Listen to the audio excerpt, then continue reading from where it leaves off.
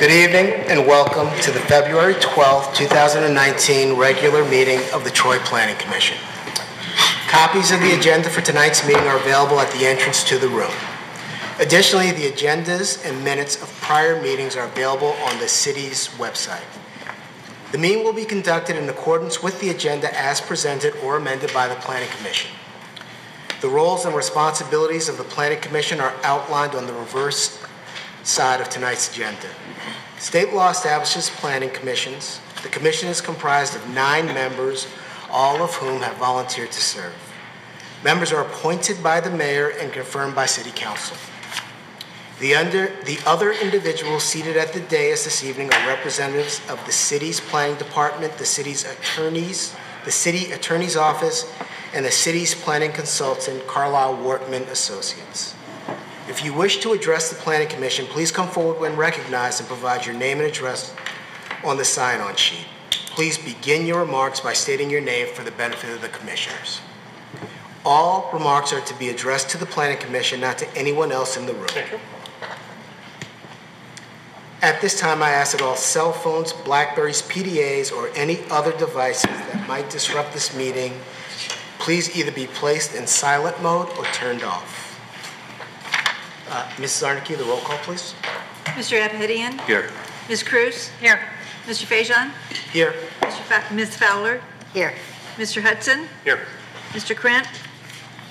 Mr. Rahman? Here. Mr. Tagle? Here. Mr. Tadapali? Here. So quorum is present.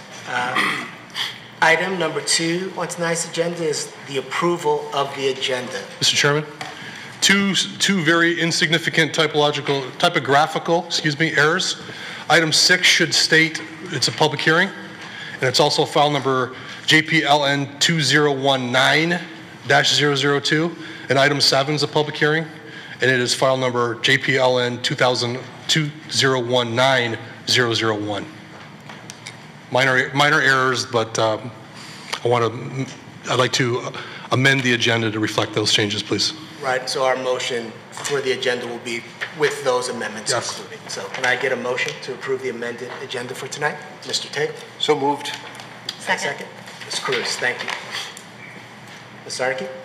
Ms. Cruz? Yes. Mr. Faison? Yes. Ms. Fowler? Yes. Mr. Hudson? Yes. Mr. Rahman? Yes. Mr. Tagle? Yes. Mr. Abhidian? Yes. Motion passes. Item number 3 on tonight's agenda is approval of the minutes of the January 22nd, 2019 meeting.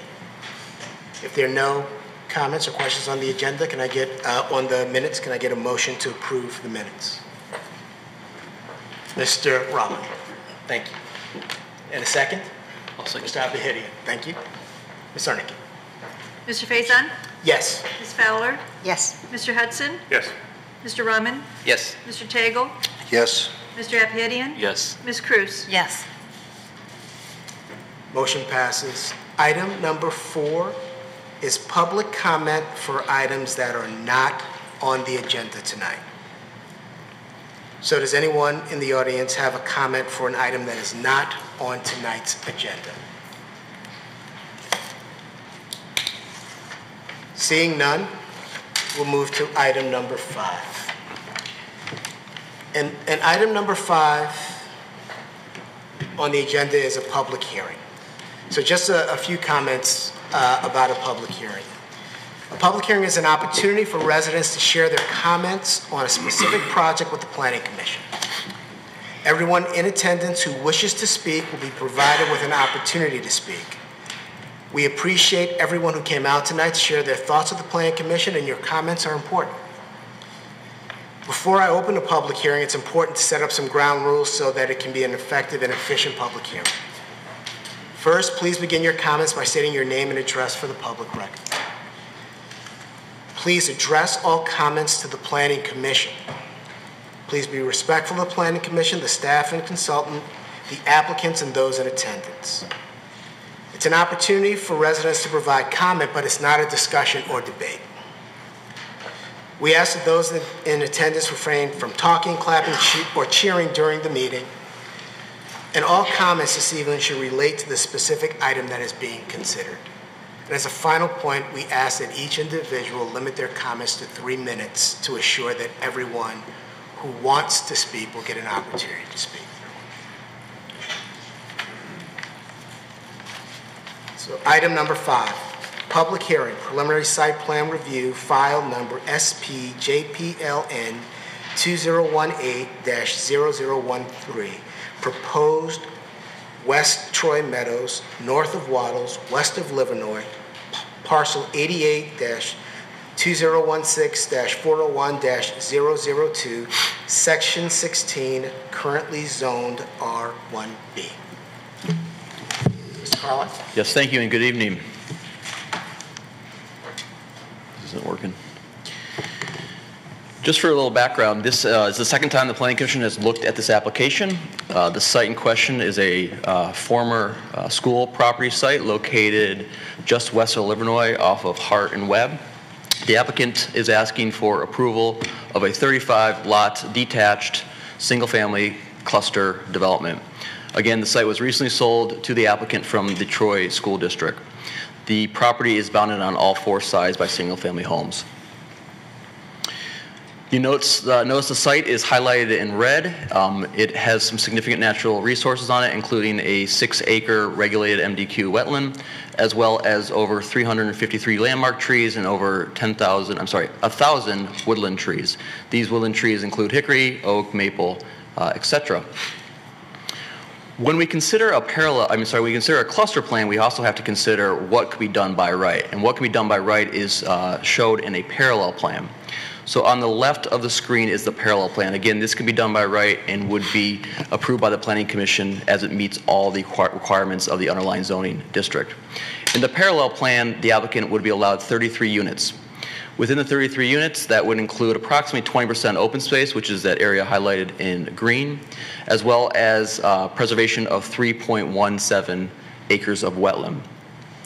Under the cluster plan, which is shown on the right, the areas that are preserved as open space are highlighted in green in there as well. And that amounts to approximately 42% open space, as well as preservation of 5.39 or so acres of wetland preserve.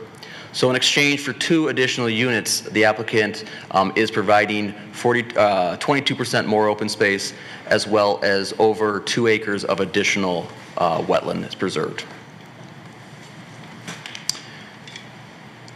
As I noted, the Planning Commission did consider this at a meeting in June, and the applicant has made some significant changes to the plan in front of you.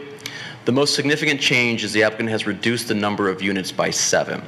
You'll notice the actual area of development itself is approximately the same as what was shown before. There is 1% more open space on the revised plan, but you'll note that the lots are simply larger in the revised plan, hence the reduction in 7 units. So again, on the left is what the Planning Commission saw in July, and on the right is the revised plan based on 35 units. Very similar. The only significant difference is that there is a 1% increase in open space as the plan on the right and a reduction of 7 lots. So as I noted, it's 35 lots, 42% open space, approximately 5.39 acres of wetlands preserved, as well as 561 protected trees, and that amounts to over 8,000 inches of preserved trees. The plan meets all the requirements of the R1B with regards to areas within setback. The lots range in size from 6,600 square feet to 18,000 square feet, and the average lot size is approximately 9,000 square feet. In addition, the applicant has met all the required landscaping. The big issue that was discussed at the last Planning Commission meeting was traffic in relation to the number of units as well as access. The applicant is seeking access off of Hart and Webb. They are not seeking any access off Paragon. The applicant did do a traffic study, and it was reviewed by our traffic consultant, who did concur with the findings to maintain access on Hart and Webb. And our traffic consultant's here tonight to answer any specific questions from the Planning Commission. As part of the traffic study, the applicant did do a traffic generation count. They compared the parallel plan, which is 35 units, versus the cluster plan, which is 33 units. And they note that the average traffic as a result of the cluster plan is 396 trips per day. That amounts to an AM peak, which is a 1.5 hour time period of approximately 30 cars coming out of the development, I'm sorry, 30 cars total, and approximately 37 peak trips in the afternoon. Like I noted, the city's traffic engineering consultant did review the study, and they do concur with the findings of the traffic study provided by the applicant. As part of the traffic study, the applicant also did review traffic calming techniques both on Hart and Webb. It's noted that both those streets are approximately 22 feet in width, with parking on one side of each roadway. That amounts to a much smaller travel area than normally provided in a roadway, which is typical roadway is about 10 to 12 foot lanes. So this is approximately about half of what a normal roadway would be. They do note that the wider lanes do have the effect of encouraging faster motor vehicle because there's less apprehension. So they find that widening Hart and Webb actually will only serve to increase speeds. In addition, removing any of the on-street parking that's allowed on those two streets would also increase speeds, as on-street parking actually is a natural occurrence to reduce the amount of speed going down the street. So again, they are not recommending any changes to traffic calming along either of those two streets. The applicant has provided 3 different housing types. They include a ranch, which is approximately 1,900 square feet, a 1.5-story elevation, which is approximately 2,100 square feet, and a 2-story colonial, which is approximately 2,700 square feet. There's a 4th option, is another colonial, which is approximately 3,400 square feet. So the housing ranges from approximately 1,900 to up to 3,400 or so square feet. So in summary, that we do find the request complies with the master plan. We find that it meets the open space cluster standards. The applicant is providing 42% open space, which allows for the preservation of the natural features in the wetland. They are preserving over 5 acres of the wetland, and we do find this is a means for long-term protection of the natural features of the area. So with that, we are recommending site plan approval, we recommend the Planning Commission recommend site plan approval, provide the applicant provide a open space preservation covenant, as well as a detailed narrative on how they are going to preserve the natural features. Thank you. Thank you, Mr. Carla. Mr. Savino? Just process-wise, for those in attendance who are interested in this application, as well as the next 2 applications, all cluster, single-family cluster applications are required to have a Planning Commission public hearing where the Planning Commission makes a recommendation to City Council, then City Council has a public hearing. So there'll be another opportunity for a public hearing in front of City Council, which will ultimately decide whether to approve or deny this application. So there's not a date set yet, but you will have an opportunity, if interested, to attend a City Council meeting in the future. Thank you. Thank you. I'll open up the floor for questions from the Planning Commission for Mr. Savino. Ms. Cruz? Or Mr. Carlisle also. That's okay, Mr. Savino can answer all the questions. I don't want you to feel left out for 1 second, Mr. Carlisle. Okay. Is this the first cluster development that we've seen where the cluster proposal has fewer units than the parallel plan? Did I get that right? It's 33 and 32? I think that might be misstated in The parallel plan is 33 units. And the cluster plan is 35 units, okay. yes. So it's an increase of 2 units above what the parallel plan would allow. In exchange, but reduced by 7. Reduced by 7 from what he originally got us, right. Okay. So the original plan had 42, which was 9 above the parallel. The new plan is 2 above the parallel. See, you got stuck answering it anyway. Sorry. I'll let Brent answer the next one. I'm very good at avoiding answering questions.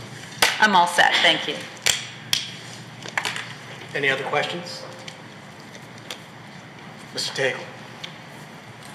The 4 options that were noted of different house sizes and configurations, excuse me, can those fit on any of the lots, or are there specific units that go on specific lots? I think it's a better question to be answered by the applicant, but I don't see any reason why any of those houses could not fit on any of the lots. The lots are pretty large. Thank you. I just had a question, Ms. Carla. You talked about the traffic study and looking at maybe ingress and egress off of different roads than Hart and Webb. Can you speak to the conclusion, or how the conclusion was reached that that was the best plan? So the amount of expertise I have is about the amount of detail I provide you, but we do have the city's traffic consultant who could probably go into more detail that you'd like than I could provide myself. So with that, I'm going to ask Sarah Morrell if she'll come up and answer the question. Hi.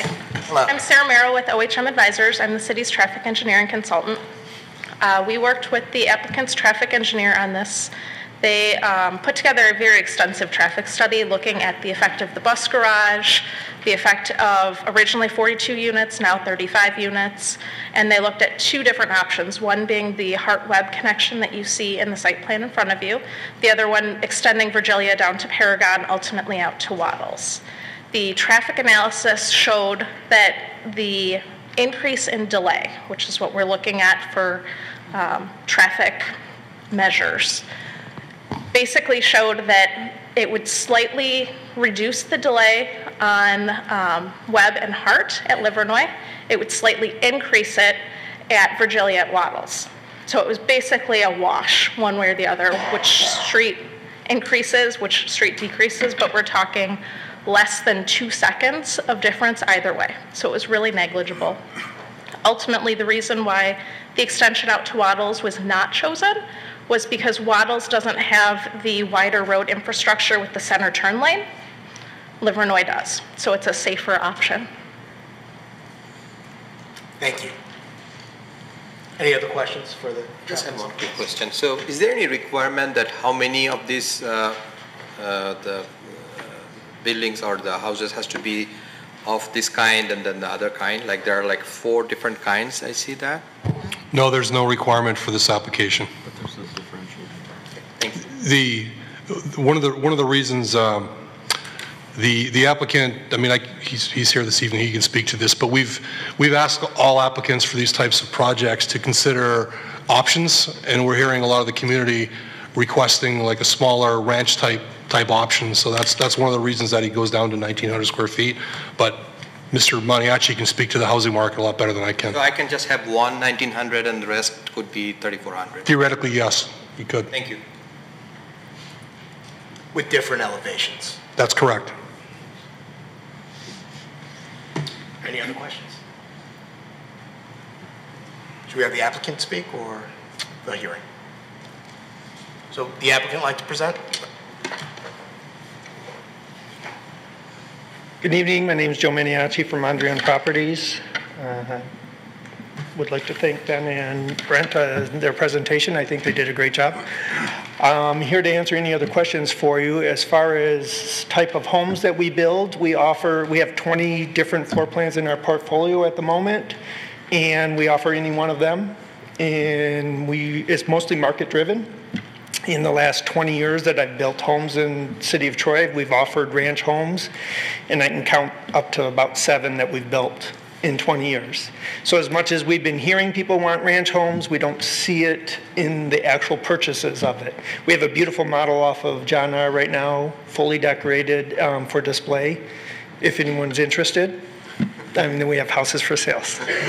So. As far as the type of houses we build, it'll be definitely a mix of homes, and it's market driven. I think that's about it. I mean, we did listen to the neighbors from the last meeting and increase the lot sizes and reduce the density to help reduce the traffic flow off of Paragon or off of Hart and Webb. So, any questions? Yeah, Mr. Tagle. Will any of the homes fit on any of the lots? Yes. Currently, everything we presented will fit on most of the lots throughout the subdivision.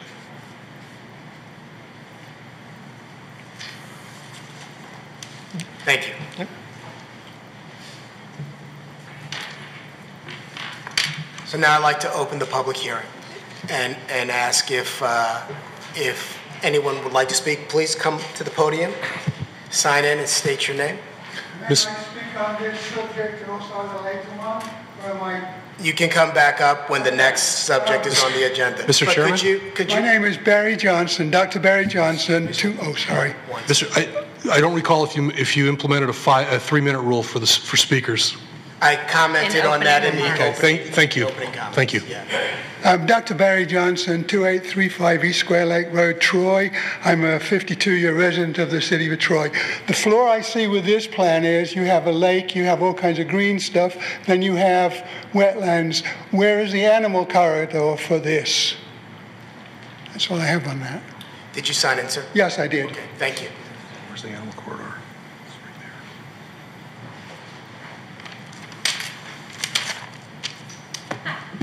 I wasn't planning on speaking. Marcia Bossenberger, 369 Ottawa Drive. I honestly feel that Virgilia Street needs to be considered in this traffic study and the conditions of that road. I think it's smaller. Having teenagers and kids going to school and heading to Troy High, they are going to choose Virgilia Street. Because going out to Livernois, it's going to be a longer jot, go down, and Waddles is access to Troy High. So I think it is very important to consider another traffic study for how teenagers and parents are going to get their kids to school on time. And I think that was it as of now, but I really do think Virgilia Street needs to be considered in the traffic study and the conditions of that neighborhood. That neighborhood is older. I don't know what kind of condition it's under. I just know it is an older section of Troy. Thanks. And did you sign it? I will. If anyone else would like to speak, they can come up now. Just ask that you sign in before you speak. Thank you.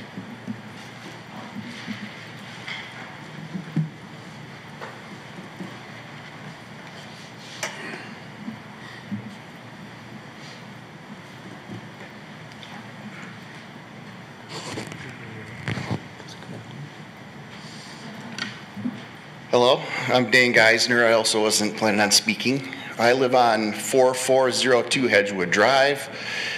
I've been here for 10 years and I love that spot of woods. It's breaking my heart to see that it's getting torn up for some more houses.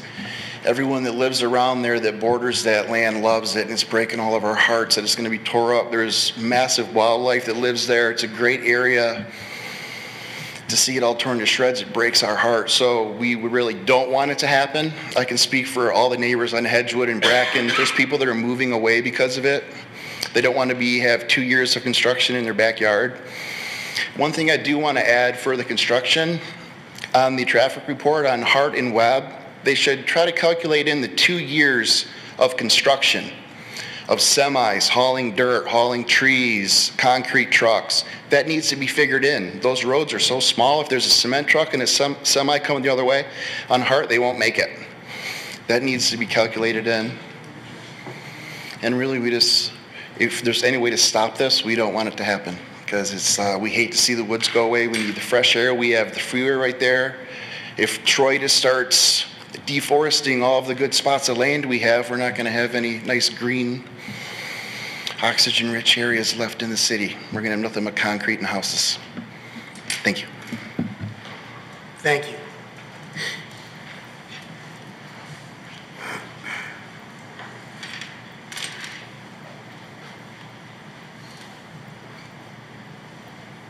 Good evening. My name is Debbie Hagelstein, and I live at 224 Webb. On Webb Street, there's two things I want to bring up. On Webb Street, they were doing construction of a house, and there were many days I couldn't get past the vehicles because the street wasn't wide enough. So now you're going to build 2 years of all these trucks and all this stuff going on. How are we going to get into our driveway? And the very last house, right up to where they're going to build, how am I going to get on my driveway if there's trucks?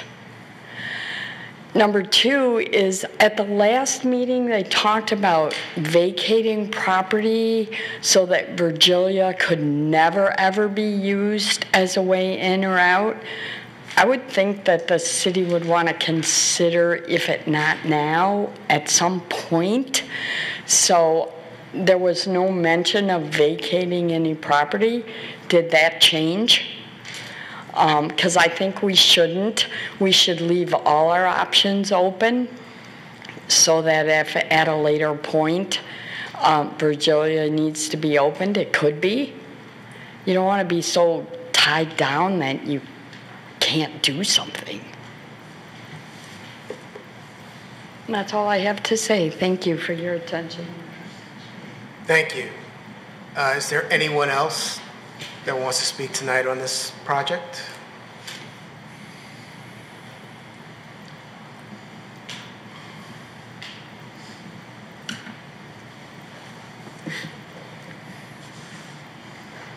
Good evening, ladies and gentlemen. Sign in also, please. I've already did, thank you. My name is Brad Samo Jedney. I live at 139 Webb. And if we could go back to one of the original screens where it showed little pink dots, what are those representing? Right there. See the little pink? Okay. Why are those pink and all the other ones are green? Is there any particular reason for that? My guess is they're flowering trees. Okay, I'm sorry. Okay. Anyway, you've put to rest one of my concerns about widening the streets and putting in sidewalks. To expand on what the resident said before me about the Bigfoot house closest to Livernois that they're still in the process of completing, there's some city property, which is an easement between the house and certainly the center of the street. Who is going to repair all of the 8 to 10 inch tire marks? Because that's where the bulk of all the contractors were parking. And that land's destroyed. Sure, it can be repaired. Somebody can come in there, smooth it out, put some more sod down. But is that going to be at the cost of that builder or at the cost of the city? Something you can't see now with the snow or ice. Just something to consider. I'm really baffled on this next point, and it has to do with the traffic study. In the middle of summer, when most families go out on vacation, traffic is at a minimum.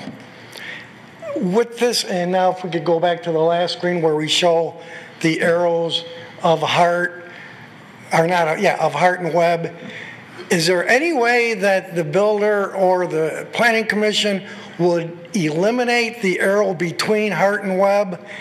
Because I've got to tell you, at 6 a.m. in the morning, I smell enough diesel because of the bus yard, okay? And all I can envision is the buses that are traveling northbound are going to exit Hart. The buses that are traveling southbound are going to come around or go through that subdivision and go through Webb. Now, I don't know if you folks have heard or smelled the buses, the engines at 6:15 in the morning. You just can't have an open window.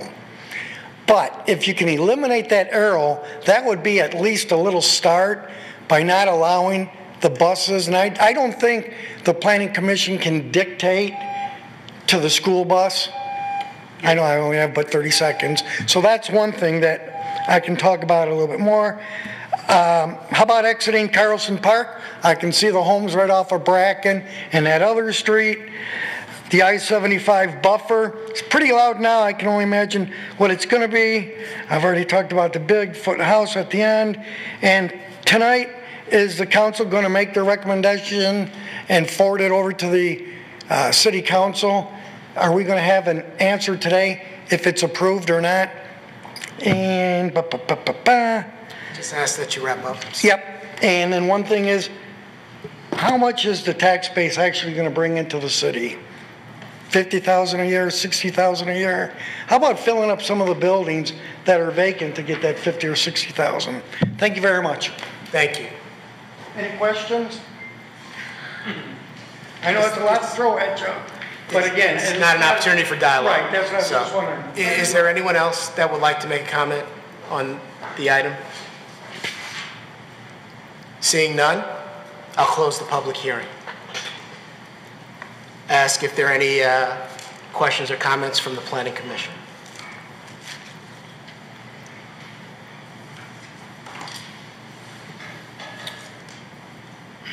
None? Are we ready for a motion?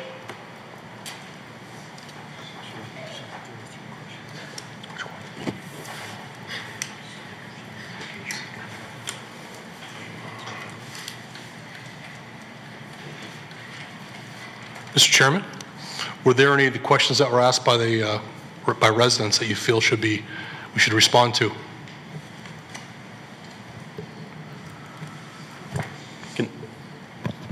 Mr. Chairman, if you may, there's one I would like to I was going to ask to. if you thought that was the case. So,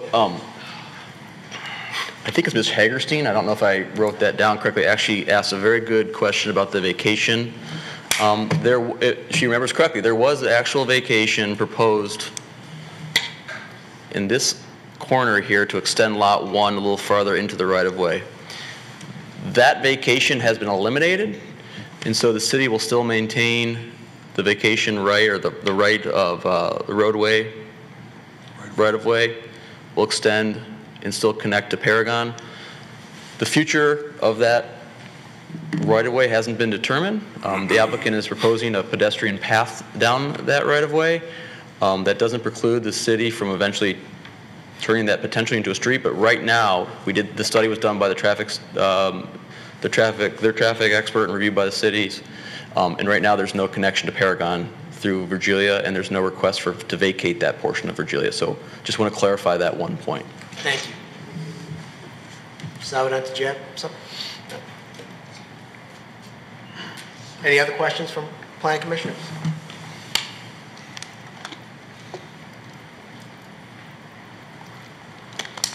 Then are we ready for a motion?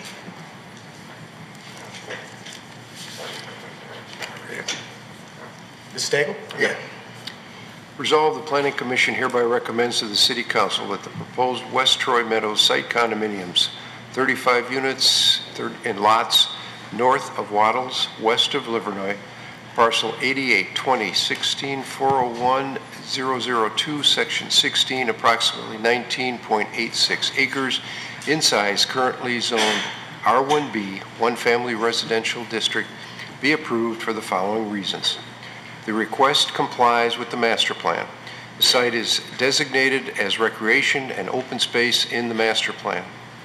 It was designated as such because it was a school-owned, plus the presence of an MDEQ regulated wetland. The applicant proposes to preserve over 5 acres of the 6.14 acres of wetlands. In addition, the applicant proposes to preserve 42% site open space and preserve 561 trees, 8,057 inches. If this site were to be developed for a use other than a park or open space, a cluster development to preserve open space, protected trees, and regulated wetlands is the most consistent form of development to the master plan.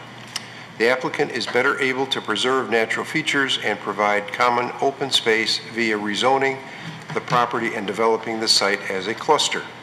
Item 2, the cluster development better protects the site's natural resources than if the site were to be developed as a cluster. Number 3, the cluster development better protects the adjacent properties than if the site were not developed as a cluster.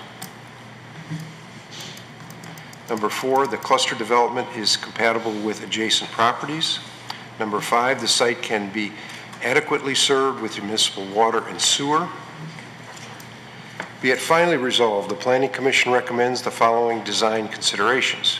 Number 1, address OHM's site plan comments from December 12, 2018 memo, submission of open space preservation covenant, submission of a detailed narrative that indicates a specific method for protecting significant natural features, including tree preservation and wetland preservation.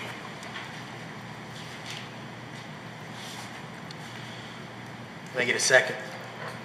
Mr. Hudson. Sorry? Ms. Fowler? Yes. Mr. Hudson? Mr. Hudson? Oh, I'm sorry. That's okay. Yes. Yes, thank you. Mr. Rahman? Yes. Mr. Tagle? Yes. Mr. Abhidian? Yes. Ms. Cruz?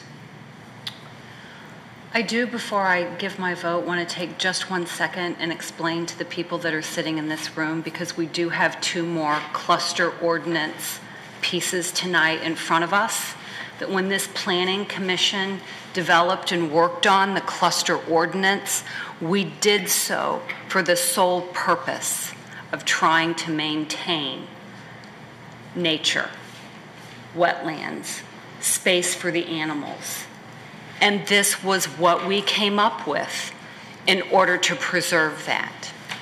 To go with a project that is by right, essentially, and for all intents and purposes, strips us of any discretion that we might have in making a decision with respect to this property.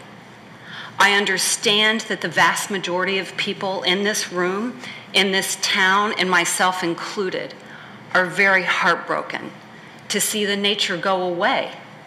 But these parcels are owned by landowners, and just like you with your home, they have the right to sell the land to someone who wants to buy it.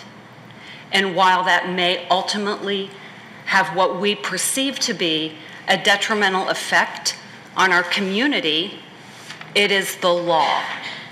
And so what we did as your planning commission was we enacted a tree ordinance and we enacted a cluster ordinance to do what we can as we listened to this city's concerns. So with that, I vote yes. Mr. Faison? Yes. Motion carries. Thank you. The next item on the agenda is item number 6. It's also a public hearing, preliminary site plan review, file number SPJPLN 2019-002, proposed preserves of Troy, north of Square Lake, west of DeQuinder, parcel 88-20-01-451-001 and 88-20-01-300-016, section 1, currently zone R1D. Mr. Carla? Thank you. And as Ms. Cruz alluded to, this is the second of 3 cluster developments that we're reviewing tonight. This is the Preserves of Troy. For a little background, the applicant is proposing a 23-unit single-family lot cluster development. These 23 units are located on a parcel that is in total 81 acres. However, they're only developing 6.1 acres of the site. The remaining 75 acres is being donated to the 6 Rivers Land Conservancy to be preserved in perpetuity as a nature preserve. In addition, the applicant is donating approximately $150,000 to establish an endowment to fund the maintenance of that property, as well as building a 16-space public parking lot and trailhead to use and access the nature preserved area. I should note the property is located on the north side of Square Lake between John R. and DeQuinder. The image in front of you is a little more detailed view of the site plan itself. The 23 lots are going to be located off a private road off of Square Lake Road with 2 access points. The private road will also serve the trailhead and the parking area just to the north of the northernmost lot. The density as provided in a parallel plan under the R1D would be 102 lots. That constitutes the development of the total 81 acres. Though the applicant, is only asking for 23 of the allowable up to 102 lots under this. So in essence, the applicant is asking for a significant number less units than what they're allowed in the parallel plan and providing nearly 87% of this total site as open space. When we review the plan, we do note that the perimeter setback for, I think that's 5 or 6 of the lots, do not meet the required setback under the cluster ordinance. They're required to provide 40 feet, however, they're only providing 25 feet to the nature preserve. We do note that because these lots do back up to the nature preserve, that will remain undeveloped in perpetuity. We do find that the request for relief for 25 feet is appropriate in this particular case. In reviewing this, the Planning Commission should consider the request for relief based what the intent of what we're trying to achieve with the cluster ordinance.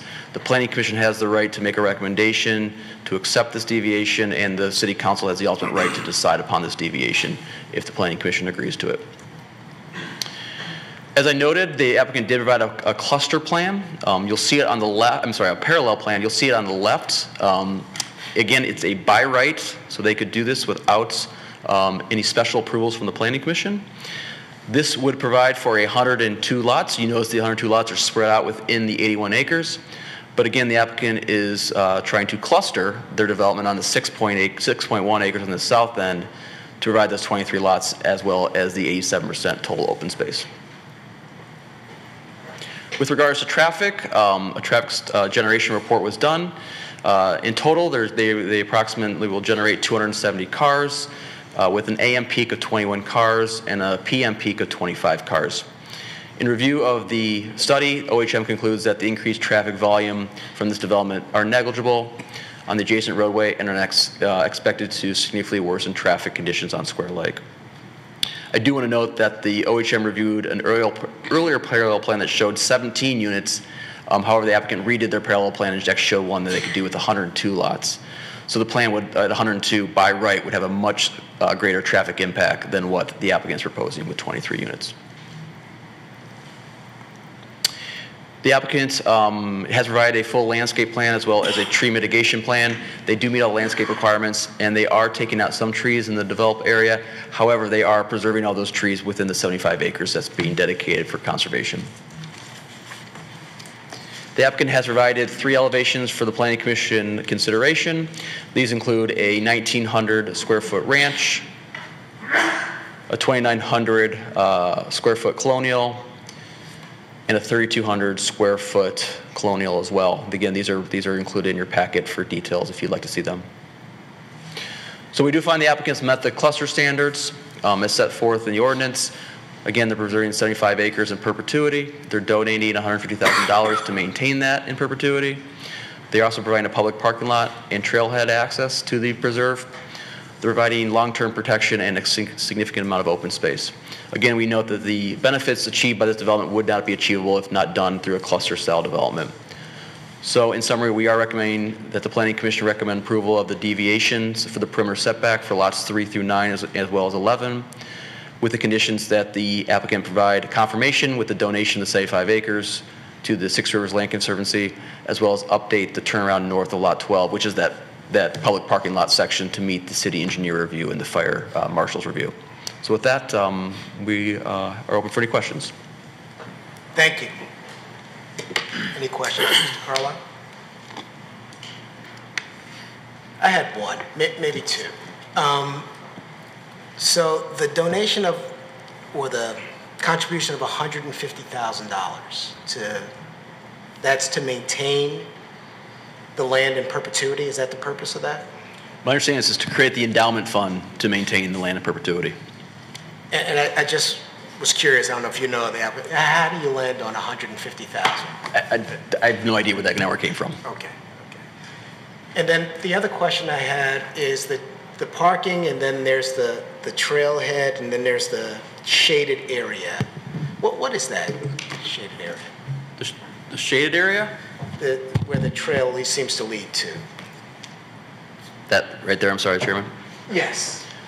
That's a MDQ regulated wetland. And I understand. My understanding is that the applicant, as well as the conservancy, are going to actually figure out what to do within that property in terms of trails or whatever they may do with it. I don't think it's been determined at this point.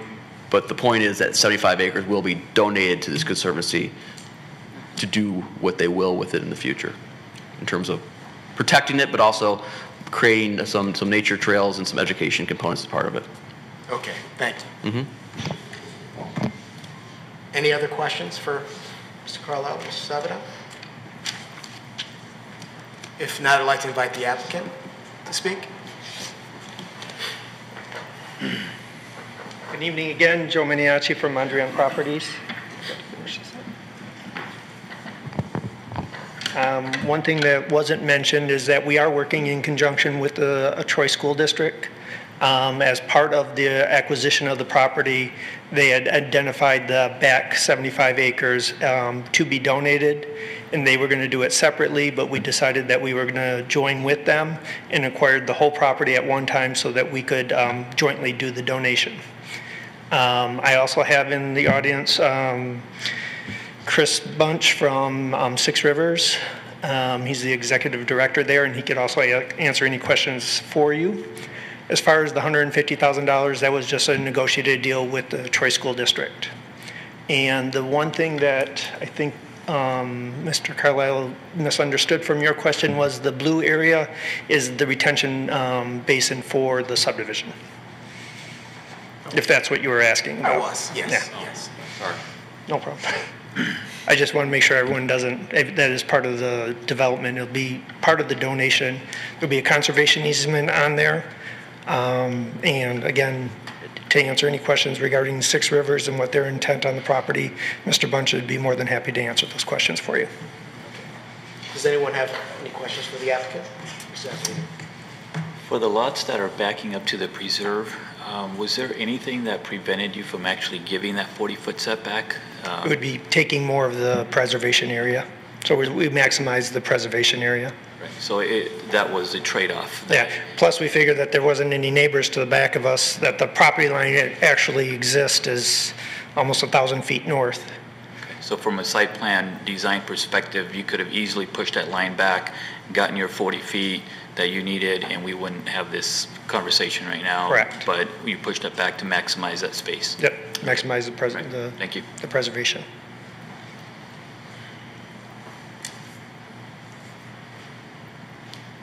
Any other questions for the applicant? I'd like the person from the Conservancy. Hi, thank you. I'll sign in as soon as he's done. Let me give these to you to distribute. These are just some materials about the Conservancy. You can hand them around and then you all know a little more about who and what we are. My name is Chris Bunch, and I'm the Executive Director of Six Rivers Land Conservancy. So just very briefly, as you all may recall and be aware, this project has been a long time in the making. Six Rivers has been involved with this particular property when the school district owned it for more than 20 years. Back before we became Six Rivers, originally we were the Oakland Land Conservancy. So we have a long history of working with the school district, leading nature hikes, doing some educational stuff on there. There actually is a system of trails that's on the property at this particular moment in history. When the school district determined that this property was excess to their needs and that they were going to dispose of it, we started talking with them about being certain that it gets permanently protected because it's got some very rare habitat on it. It's got some forested wetlands and it's also got some lake plain prairie, and there's less than 1% of lake plain prairie left in the region. And it's globally rare, it's globally threatened, it only exists in the Great Lakes. It's created where the glaciers ran out, and it's so rare because the glaciers ran out and everything was all nice and flat and sandy. So it's very easy to develop. So there's very little of that type of habitat left. And we refer to the property as Turtle Woods because there have been populations of spotted turtles on the property, and they are threatened in Michigan. So this is, again, a very rare and important habitat, and we're thrilled to be able to see this much of this property protected. It would be, without engaging in the discussion about development or how that's supposed to take place, because I live in a house and drive on roads and shop in stores, so we all know those things are important. But the by right development would be horrifying to happen to this particular property. So the cluster option and preserving the majority of it is a great thing. So we really want to see this happen, and we want to be able to maintain this fabulous asset for both Troy and the region and the state. So that's a little bit of the background of how we got there. The $150,000 is predicated upon doing some math to figure out what our obligations are going to be just to monitor and enforce the property to make sure that there aren't violations of the boundaries and misbehavior. We're not intending to run it like a park. We're not a park organization or a park system. We expect to partner with the community and the neighbors, with the Stage Nature Center. We've already done some things with them. But you know, some of the things we'll be looking out for is that we won't want people out there ripping around on ATVs. You know, we hope that people will use it for quiet recreation and nature study, that they'll use the existing trails, that it won't be used really any differently than it has been for the last many years. So the biggest thing that we're interested in over time is doing some ecological restoration on the property. There's a lot of invasive species in there. Some things have started to supplant and replace the prairie habitat. We'll start to think about and plan that once we have concluded the acquisition. But this is a fairly sophisticated acquisition involving multiple parties and regulatory agencies, and so we're concentrating all of our attention on the technicalities of getting the deal done, and then we'll shift our thought process to how we manage it. We sort of believe that once we own it, we've got forever to figure out what to do with it, but we want to concentrate on getting it out of harm's way. Do you oversee the property now, or did you oversee it when it was owned by the Troy School District? No, you know, we partnered with them a little bit on some nature hikes and a little bit of restoration activity, and actually there's one of the high school biology instructors has had his seniors do some restoration work in a couple of small patches on the property, but we actually did not have a direct role in managing the property, and the school district was more active in that before the downturn, and then after the downturn, they were redirecting their energies and resources in other places. So there hasn't been a lot of active management of it in the last 10 or 12 years. Just one other question. And then is it, I see the parking, so is it accessible to anyone, any Troy resident or anyone who drives in there and parks in that? Yes, that's exactly right. Our intention would be that the property is accessible and usable by the public. And it is right now, actually. I mean, anybody can get on there and use it right now. The Conservancy doesn't, we are not a park system, so we're not going to put a lot of infrastructure in there. We don't protect land from people, we protect land for people. But our intention is that the use of this, again, will be the types of activities you would expect on a nature preserve rather than a much more actively developed recreational property. Thank you. Ms. Cruz, did you have I was just curious about the $150,000 figure. On an endowment fund, I assume that money would be invested, assumed to get a 3.5–4% rate of return over time. But on a piece of land that is going to be donated in perpetuity, there's a part of me that just wants to make sure that is that enough, right? In perpetuity, sure, to be able to provide the Conservancy with what it needs to maintain. You're talking my language. I'd love to have you on my board. I run a nonprofit, but I have to remind people all the time that nonprofit is a tax filing status. It's not a business management philosophy. So, a $500,000 or a $2 million endowment would just thrill me. But realistically, we think that with minimal improvements on the property, if our investments at the front end and our long-term management are limited, that if the $150,000 is effectively invested and returns, we hope a little better than 3.5% or 4%, then that should fund our needs to operate it. But, I'm sure we will also, when we get to the restoration side of things, we'll also have to actively fundraise, and we'll have to go seek grant funding and other sources. So my expectation is that over time we will attempt to and intend to add to that. But this is the seed money to get things out of the barn. Got it. Got to beat the rate of inflation. Well, that's exactly right. And we won't talk about endowments. The endowments, the foundations are sort of like the banks. Give us your money, and we're smarter than you. You don't need it back. He said to the banker. That's exactly right. So my question is, the parking spots that we have, that's kind of like a public parking, right? There are not too many. So how are we going to control crowds? Like if too many people go there, where are they going to park? Because now we are allowing them to get into the subdivision.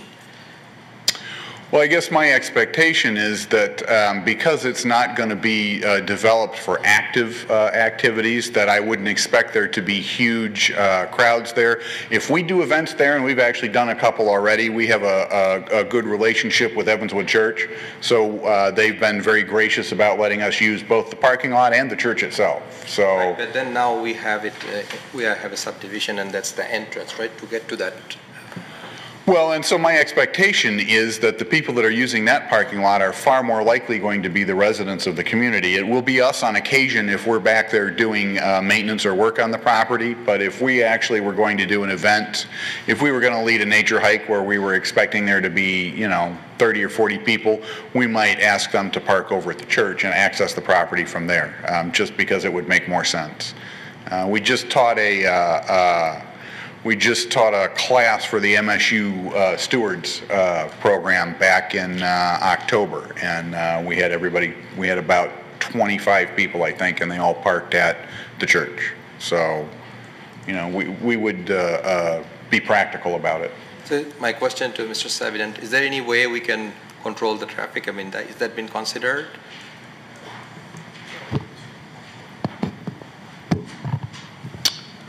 Is there any way we can control the traffic? Well, they're going to have to meet all... People driving there and try to reach that place, so how are we going to, stop them?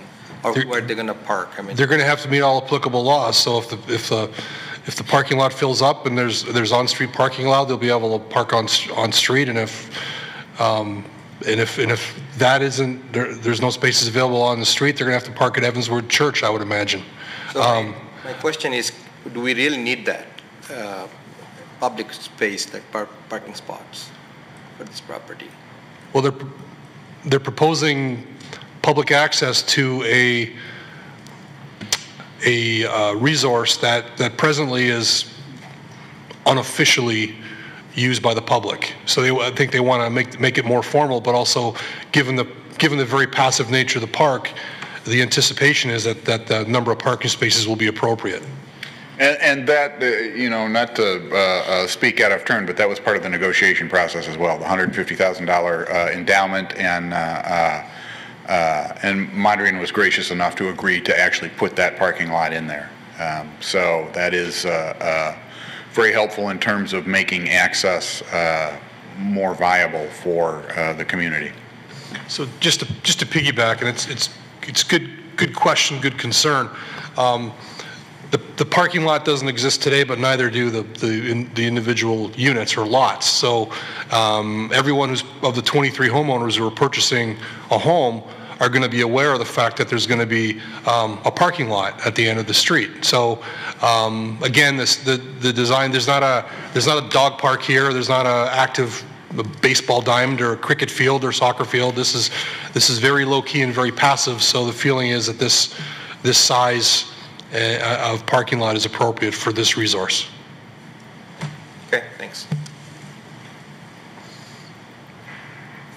Mr. Appy. I got a question about access to the site during construction. I'm not sure if this is the right question for you, sir, or Mr. Savanat.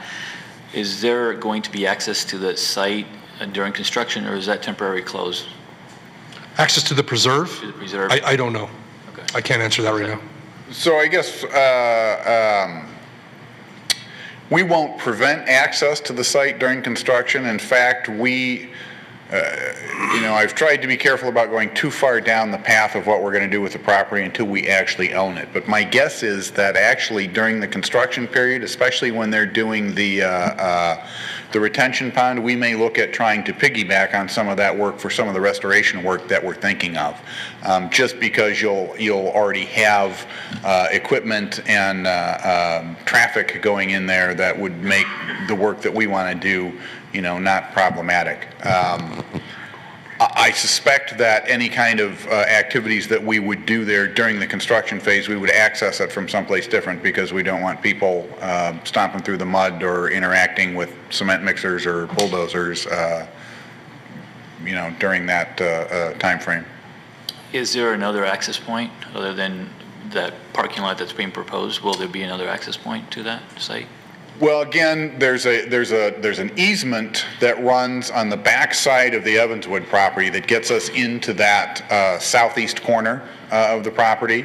And then there actually is an access point up off of Evanswood Road. There's a little kiosk there and a trailhead there, although there really is no parking along the street. And again, we try and be cognizant of the neighbors and not have people use that. So I would suspect if we're going to do things, we would plan on working with Evanswood for access during the construction period. I think the parking lot will go in, as soon as the roads go in, I think the parking lot will be in. I think the gravel lot will be there pretty quickly. But, again, depending on the nature of the activities during the construction phase, we may choose, for our intended activities, we may choose to access it from a different point.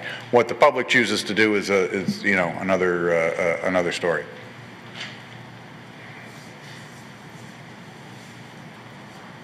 Yes.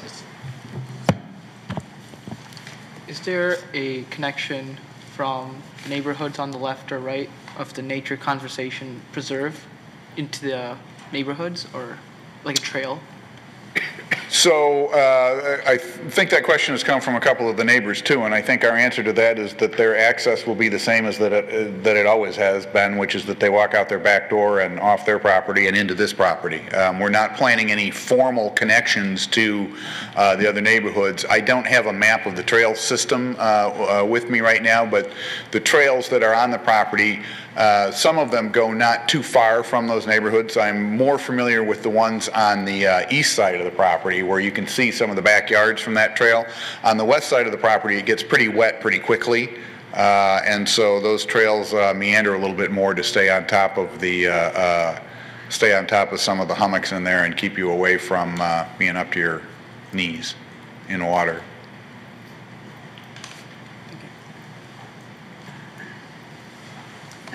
Any other questions? Public hearing, right? Thank you. Mr. Savana? Just a reminder, we have a public hearing for this. No, I was going to open the public hearing next. Right. So I'm going to open the public hearing, and thank you. Thank you very much. We're very grateful to you guys for doing that. So I'm going to open the public hearing. All the rules apply that I read before. The one thing I'll mention, I mentioned it about the 3 minutes, but I didn't clarify. So you see the lights here. It'll be green when you start. It'll turn yellow as you get through your comments, and it turns red at the end of the 3 minutes. So I'd ask if you want to speak on this item that you come up, you sign in again, and make your comments. Mr. Chairman, just to clarify, when this thing starts beeping, it signifies 3 minutes are up. It's not a warning, it's... Right, understood. Yeah. Thank you. Thank you for the clarification. Please, come up, yeah.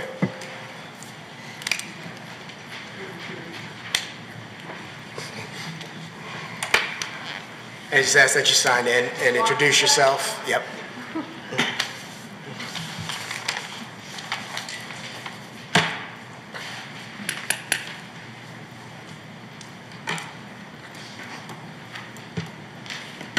Hi, my name is Mary Bogish, and I just have a few comments about this.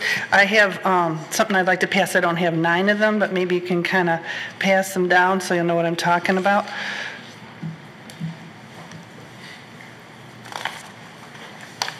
So in 2001, when the Troy School Board approved their property in Section 1 to be an educational asset, it was believed by neighbors in the surrounding area that it would stay that way.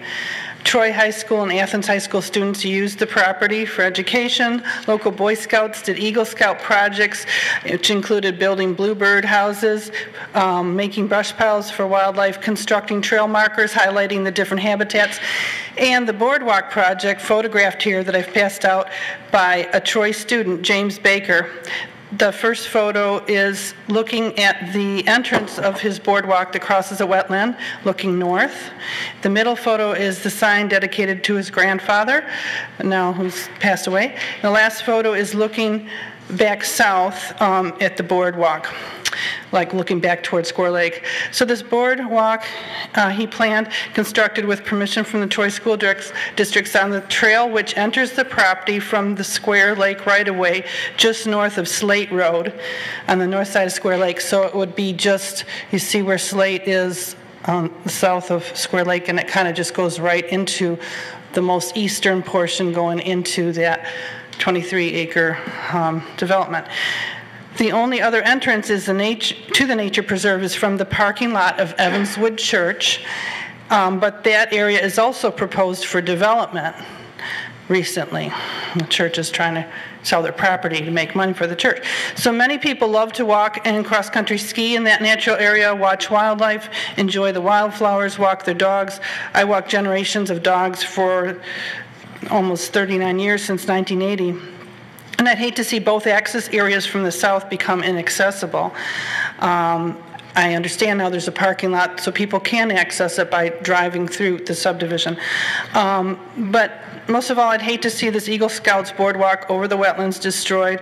I walked there many times over the boardwalk. I tried to find this James Baker. I found a baker on Topaz. I found a baker on Cliffside, both in Stone Ridge subdivision where I'd lived with my parents since 1980 until they passed away. But if anyone knows where this James Baker is, I'd like to thank him, help me find him, thank him for the many years of walking over this wonderful boardwalk he made. I wish there was some way that those big backyards, easternmost of the development, could kind of disappear a little bit to allow that boardwalk so people from the Slate and Stone Ridge subdivision, as they have walked, can go in that way that they've walked and access that property from that easternmost side. That's my comment. Thank you. You can keep the pictures. Thank you. Yes, sir.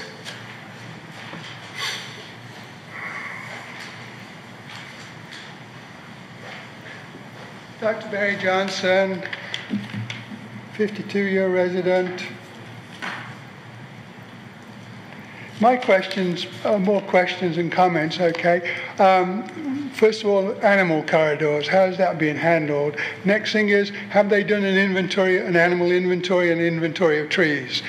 Is this site going to be just clear cut like they usually do? Clear cut it, scrape all the dirt off, plant it, and then put new trees back in, which are all going to be whatever the ordinance is. The ordinance, by the way, says that you have to have 10 trees for every one that you replace. They're usually 1 inch in diameter. Therefore, 10 trees at 1 inch in diameter, something like 8.75 square inches, whereas if you cut down a 10-inch tree, it's something like 87 square inches, which means it's 10% of what's really being cut down.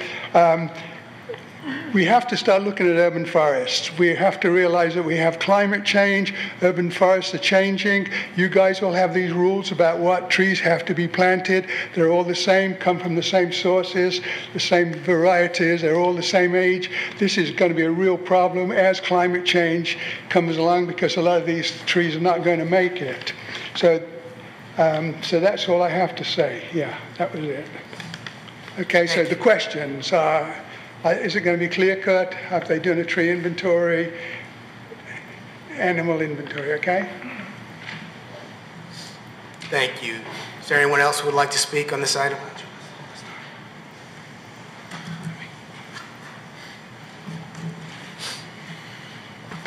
Well, I'm Daryl Kohlberg. I border the Nature Conservatory, and where they have the parking lot right now, that's a big drop-off right there. That's where all the water comes in from the north, and it flows into the creek that goes past Evanswood Church of God. I just wonder if it'd be possible to move that parking lot over about like 75 feet, and it'd keep them from having all the water problems with that, and also keep everything flowing. So. Did you sign it, sir? Sure will.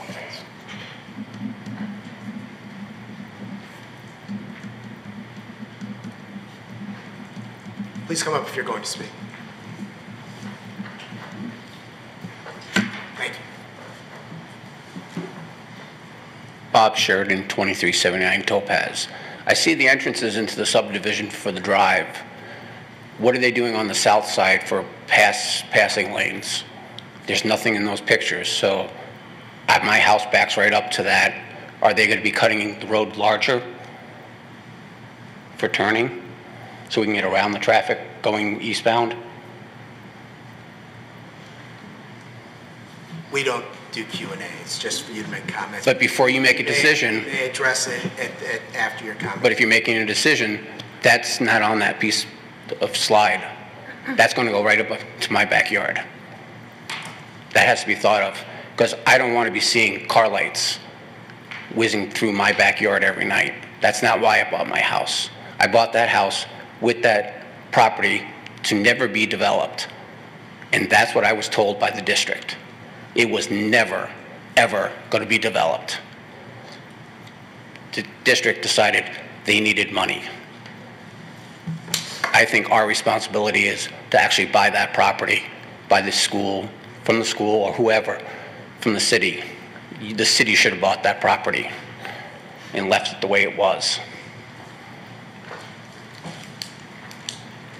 Thank you. Does anyone else want to speak on this item on the agenda tonight?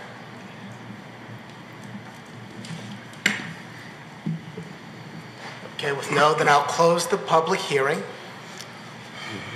and bring the conversation back to this table. Any planning commissioners have any comments?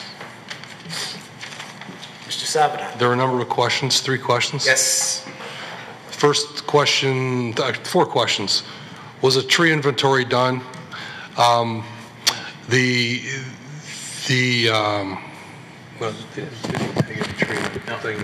I can do this.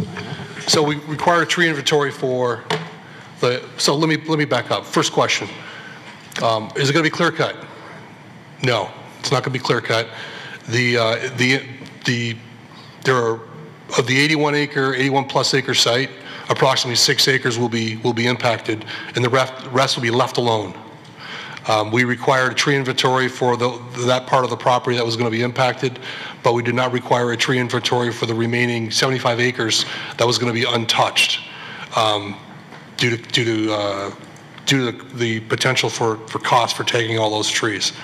There was a question about animal corridors. I'm not a biologist, but 75 acres of this site is going to remain untouched, so there's going to be little or no disruption for 75 acres of the site, and it also connects to Sanctuary Lakes Golf Course to the north, and the property that's considerable wetlands and trees to the northwest. The question, I'm gonna put Sarah on the spot, fairly or unfairly. Sarah cannot speak for the city engineering department, but I think what she can speak to is whether a 23-unit site condominium with a very small parking lot and 2 points of ingress and egress would warrant deceleration lanes or deceleration lane. Again, do you have a feeling, Sarah, whether there would be the warrant for deceleration lanes here? That is an issue that we have posed to the city engineer and to the developer. We have requested right turn deceleration lane, particularly at the west driveway. There's a right turn lane just west of the site. We've asked that that be extended to the westerly driveway.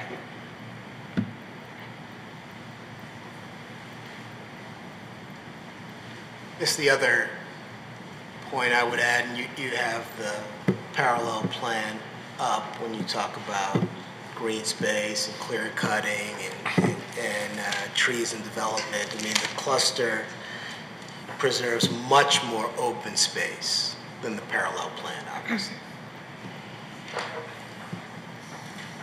Any other comments? Mr. Rappahannock. I wanted to ask the applicant's engineer regarding the location of that parking lot, if other alternatives were considered, and why was that location chosen? Good evening, John Thompson with Professional Engineering Associates. Specifically with regards to the gravel parking area at the end of the development, the neighbor was correct. There is a large grade that drops down into a watercourse. However, that parking area is still in the Highland, but we can certainly look at other areas at the end of the road in which we might do less impact. Specifically, the location of that driveway was such that it didn't impact an existing wetland. Thank you.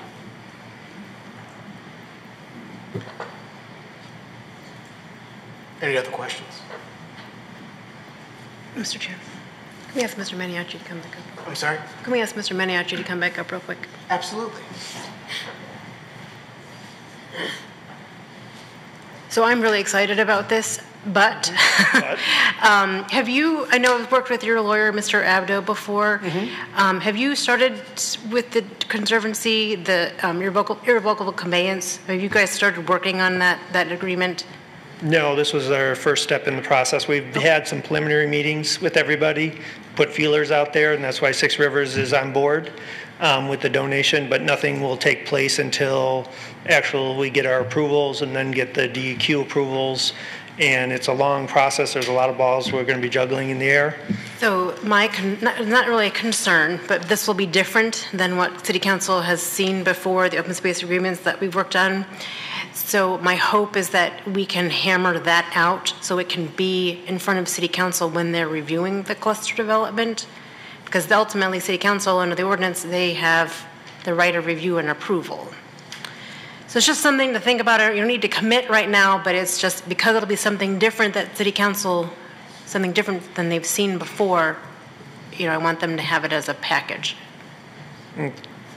That's going to be a little tricky because that's what I'm afraid of. This one is good. This one's, like I said, there's a lot of moving parts on this, and as part of it, we're going to be donating the back portion of the open space to the land conservatory, right, for them to keep it up, and they're going to be the ones doing the maintenance and all the regulations on the open space. Right, and ultimately under the ordinance, council has the right to review that. Even though it's the beneficiary of a third party, council still has the right to review. And so you must have agreements that you've worked, conservation easements, irrevocable conveyances. All of the above, yeah. And we've done mitigation projects before. We just completed one with waste management, for example, up in St. Clair County. So that was a relatively sophisticated transaction as well. As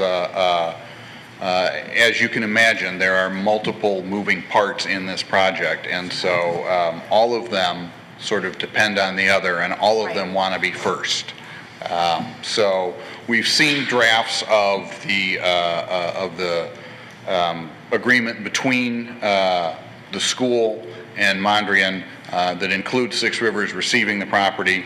The DEQ requires that to be in place. The DEQ also requires site plan approval for this one to be in place. And so all we can really do is march all of them down the path at the same time. And I seem to recall that in the language that I saw earlier in your presentation, you're going to require proof that the transaction, that the property is transferred to us as part of your final approval of the site plan. So I think everything is sort of going to be pending on everybody else's action. So just something to keep in mind as we march forward. Sure. Thank you. Anything else for the applicant, Mr. Applicant? I have one more question. You mentioned earlier that there's an easement on the southeast corner for access from Evanswood Church from their parking lot there. We had a project that came before us probably a year ago, I'd like to say, that is for developing that southeast corner right there just on the east side of the preserve, and I don't recall any type of easement on that corner. If that access point would ever go away, would that impact this preserve in any negative way, considering that we have this parking lot that's being proposed there? I mean, is that access point absolutely required to have a backup location? No, I don't think so. I have not what I'm doing is going on what what Pastor Mark has told me in my conversations with him, and I understand that he did sell. The church did sell a portion of the back part of their property. He told me they kept an access easement so that they could get to the rest of the property. So I haven't seen that. I haven't seen the actual easement document. But he told us when we did the thing with the with the MSU stewards last fall. You know, he told us exactly where to walk to be on their property. So I'm taking him on faith, so to speak. I certainly will verify that. I think ultimately if that access point was lost, you know, it would cause a challenge, but really no different than it is right now, because other than that time with the stewards, what we've done is we've parked at the church and we've walked down the sidewalk and accessed the property from the school's entry off of Long Lake Road. That would mean if we were going to take 30 people back there, we'd be walking through the neighborhood, you know, to get back to the parking lot to get on there. It would be less convenient, but certainly not earth-shattering. Thank you. Thank you. Any other questions from the planning commissioners? No? Are we ready for a motion?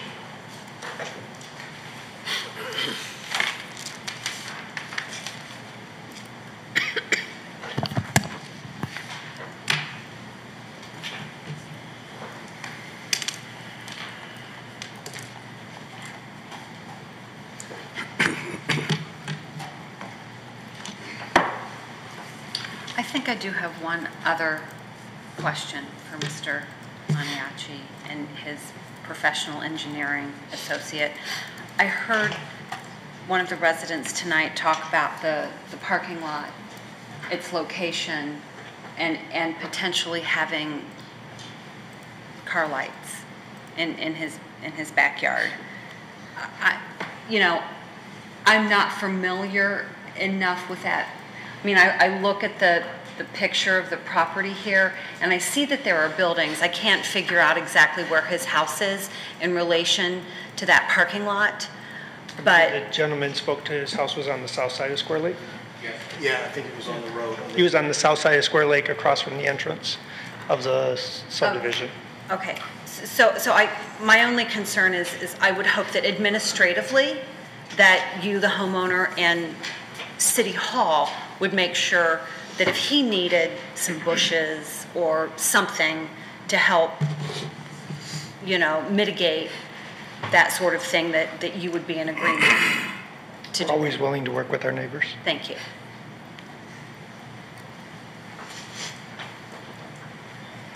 Thanks. Anything else? So are we ready for a motion? Resolved, the Planning Commission hereby recommends to the City Council that the proposed Preserves of Troy site condominium, 23 units, lots, north of Square Lake, west of DeQuinder, parcel 882001 451001 and 882001 300 016, Section 1, approximately 81.1 acres in size, currently zoned R1D, one family residential district, be approved for the following reasons. 1, the request complies with the master plan. 2, the cluster development better protects the site's natural resources than if the site were not developed as a cluster. 3, the cluster development better protects the adjacent properties than if the site were not developed as a cluster. 4, the development provides for the protection of 75 acres of open space in perpetuity. 5, the cluster development is compatible with the adjacent properties. 6, the site can be adequately served with municipal water and sewer. Be it finally resolved, the Planning Commission recommends the following design considerations. 1, provide the city with confirmation of donation of plus or minus 75 acres to Six Rivers Land Conservatory, and 2, update turnaround north of Lot 12 based upon the city engineer review. Can I get support? Mr. Appihidian, thank you. Ms. Sarnecki, roll. Mr. Hudson? Yes, I think that's an exciting project, especially with the conservatory's acreage. Mr. Rahman? Yes. Mr. Tagle? Yes. Mr. Appihidian? Yes. Ms. Cruz? Yes. Mr. Faison? Yes. Ms. Fowler? Yes. Motion carries. Mr. Chairman, just to remind, I'll echo my earlier comments. This is a cluster development. It will be going before City Council for ultimate approval. There will be a public hearing, and it has not been scheduled yet. Thank you. The next item on our agenda is item number 7. It's public hearing, preliminary site plan review, file number SP JPLN 0019-001, proposed Chadbury Place, south of Long Lake, between John R. and DeQuinder, parcel 88-20-13-127-020, section 13, currently zoned R1C. Mr. Carlisle. Thank you. This is the third of 3 cluster developments the Planning Commission will review tonight. This is called the Chadbury Cluster. It is proposed for a 16-lot detached single-family condominium development. The site is located on Long Lake Road on the south side. The site is 5.22 acres in area and is currently improved with a house, a shed, and a pond. From our review of aerial records, the pond is an old farmer's pond, and based on the most available aerial photography, it's been on the property for at least the last 60 years. As part of the development, the structures will be removed, the site will be graded, and the pond will be filled. Site plan in front of you includes 16 new lots. This will be accessed via private road that will be located off of Long Lake Road. As part of the cluster, the applicant is preserving 1.25 acres of the 5.2 acre site. That equates to 24% of the area in open space. We note that it meets all the cluster area, setback, etc. requirements, except that we do note that the perimeter setback for Lot 5, which is shown there in the southeast corner, does not meet the required perimeter setback. The applicant is required to provide 40 feet. Unit 5 only provides 35 feet along the southern property line.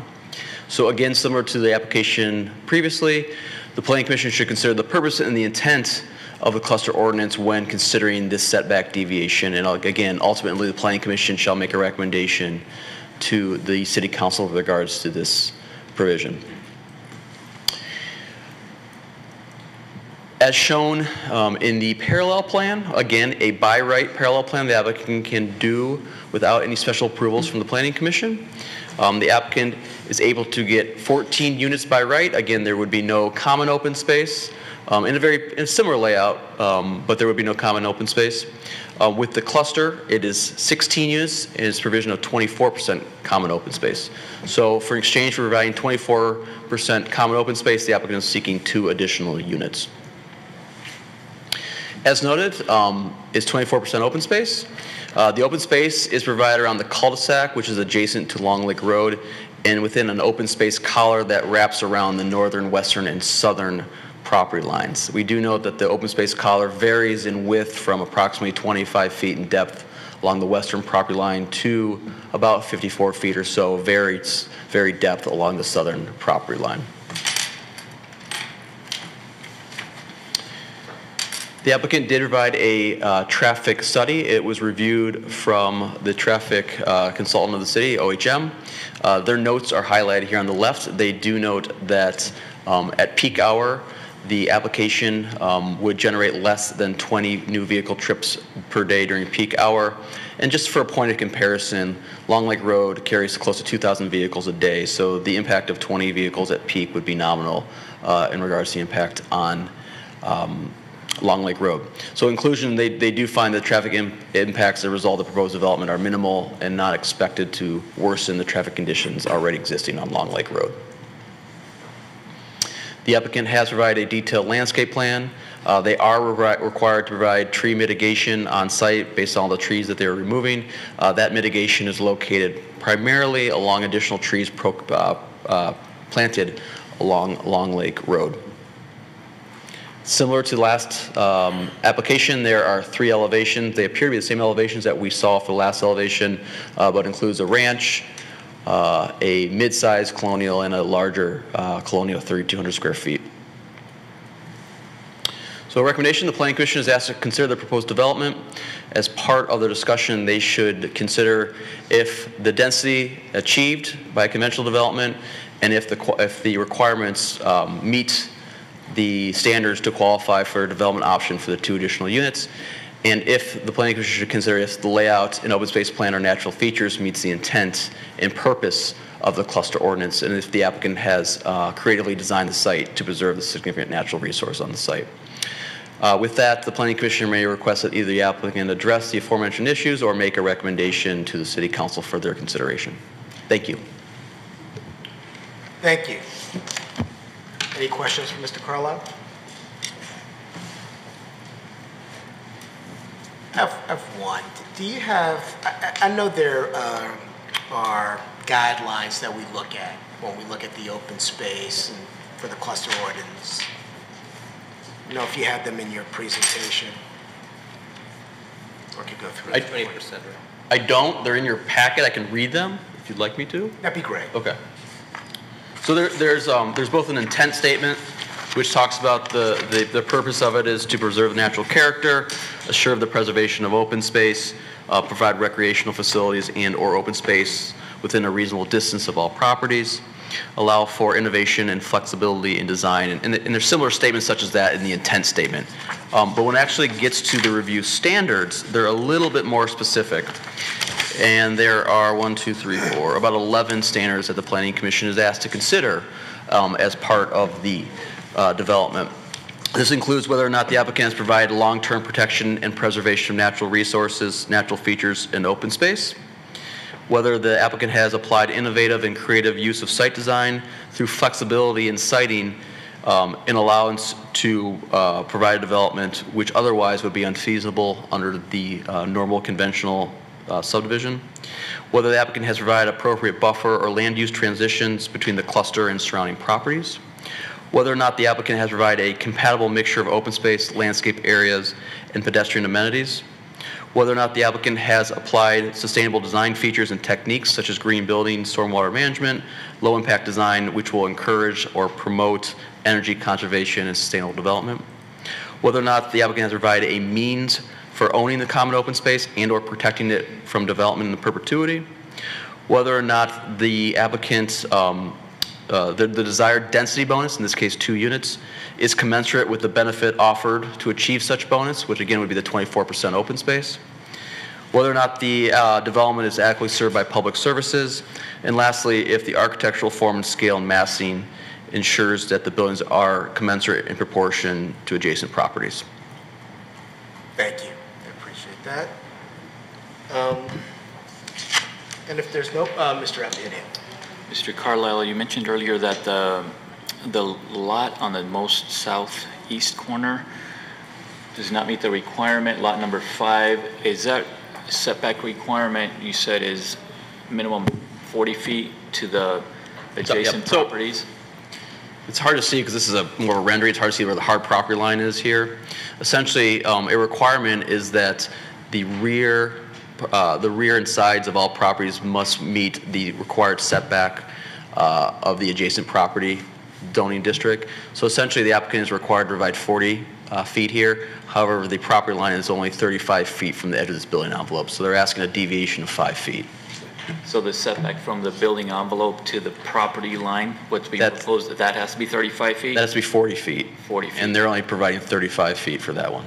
Okay. I'm looking at sheet number 231, and it shows 28 feet to the property line of from the southern adjacent property. What? I'm sorry, what page? Page 231.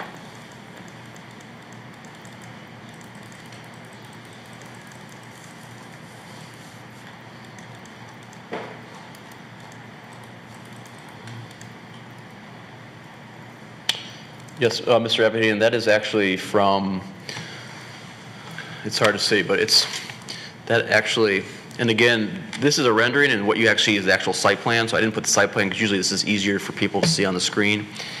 That 28 feet is actually this line. It's the actual property line to the rear, to the edge of the development line. That's 28 feet. The additional 7 feet is actually the setback, side yard setback from that property line to that building envelope. So you take the total of those two, and that's the required setback for the building envelope. And again, taking that as 35 feet when it should be 40 feet. Does that clarify? Yes, one more question on that. What's the required rear yard setback for the actual zoning there, R1C, for the normal conventional non-cluster. Is that 30 feet or 35 feet? Give me 1 second. Sure. You don't know, please.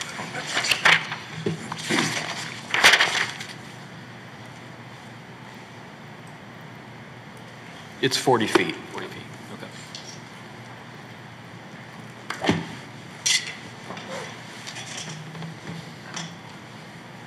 Thank you. Any other questions for Mr. Carlotta, Mr. Savana? Ask the applicant to come up and speak. Good evening, Joe Miniacci again from Mondrian Properties. The intent that we did for the cluster option on this property was to give the community open space to the subdivision itself, and also for us to put a buffer between us and the neighbors to the south. We had a meeting with the residents about a month ago, and at that meeting, some of the concerns were some of the headlights to the properties to the south. They had asked us to put in a berm, so we complied with that, and in this rendering, it's the dark shaded line at the bottom. We'll establish a berm to as high as we can regarding within the engineering standards, and plant trees along that line as well. And basically that was the reason for the cluster option, is to give some of the open space and some community land and buffering. Any other questions? Quick question. So 24% is just at that corner, or? It's all the way around the property. Some of it's along, all the way around, except for the lots 1 through 5. Those actually touch the adjacent property line. A by right subdivision, we'd have all the lots would touch all the adjacent properties, but 3 sides of this has the buffer space. How much of that 24% is like useful? All of it's useful. I mean, it's open, it's lawn area. Right now, it's current lawn area. It was a single residence. It wasn't heavily wooded. The general use, the purpose of the cluster option is to make open space so that people can use it. There's 24% of picnic space. It's 24% of, you couldn't put a soccer field there, but. That corner there, that's not the 24%. It can. No, it's all the way, it's the buffer behind lots 6 through 8, around the cul-de-sac, and along the south property line. Altogether is. Altogether is the 24%.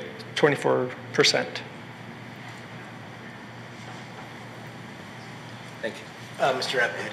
Can you speak to storm detention?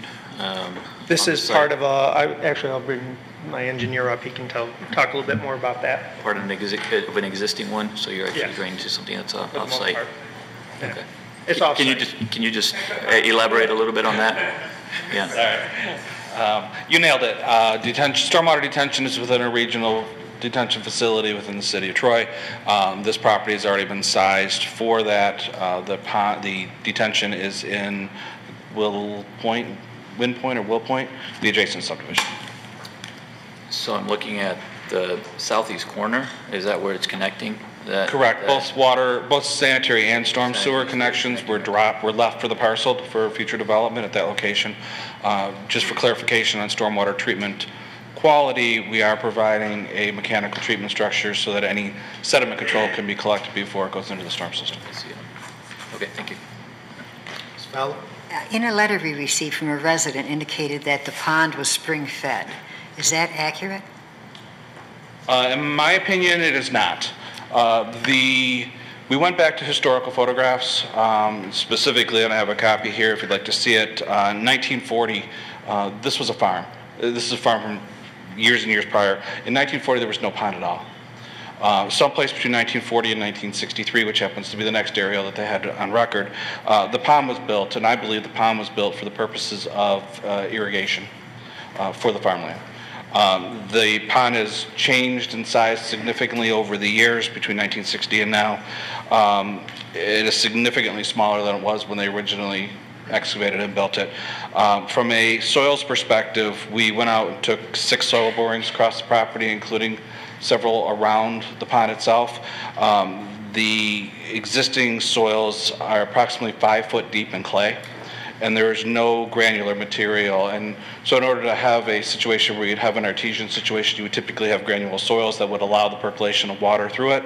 My belief is that any permanent water within that pond is surface waters collecting and sitting perched on the clay. Thank you. Mr. Tagle. Either one of you could speak to the circulation that's been developed for this piece of property.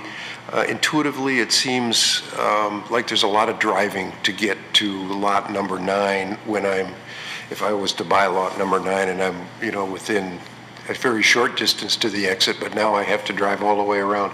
Were there any other configurations of the circulation looked at, placing that crossroad really, which is now south on the very south property, maybe more of at an internal location or midpoint of the north-south of the site?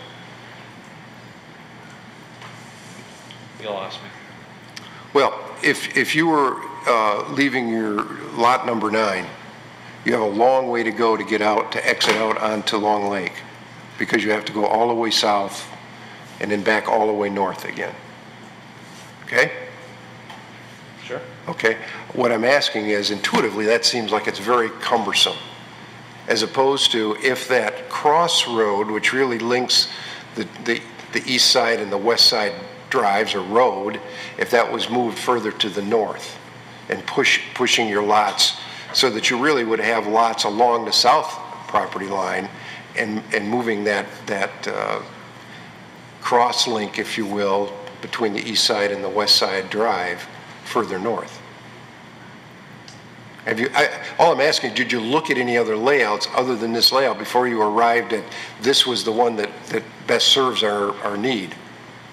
So the short answer is yes. We looked at several different concept plans, various versions, including the most direct access would be to have a secondary driveway from closest to Unit 9, so we'd have 2 access points for the lot. But remember, this isn't a log block, and it kind of takes it out of scale. It's only 4 houses, whereas we typically would look at 900 to 1,000 feet before we'd have a crossroad. So in this case, we're looking at less than 400 before we turn the corner and take a crossroad. So despite the fact that there's that it may look that Lot 9 has a long run, the typical subdivision street of 900 to 1,000 feet before you hit a crossroad is this is almost half.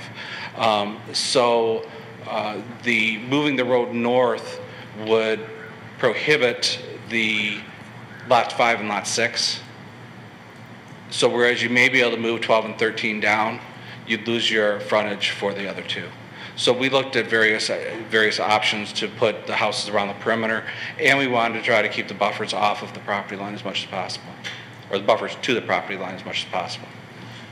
Well, I understand your mathematical calculations for when do we have a cross street, but I don't think that really applies to this piece of property because it's so small. What I was saying intuitively, I'm driving in the opposite direction to get out on the street. Sure, and I don't believe you could get a second exit onto the thoroughfare because it's too close. I don't think is that a county road? Yes. Yeah, I don't think they give you a second exit. There's So no separation. I guess you said you'd lose, and again, I'm just trying to understand why this layout worked better. The only thing I heard you say you would lose something for lots 5 and 6, and I didn't quite track with you on that.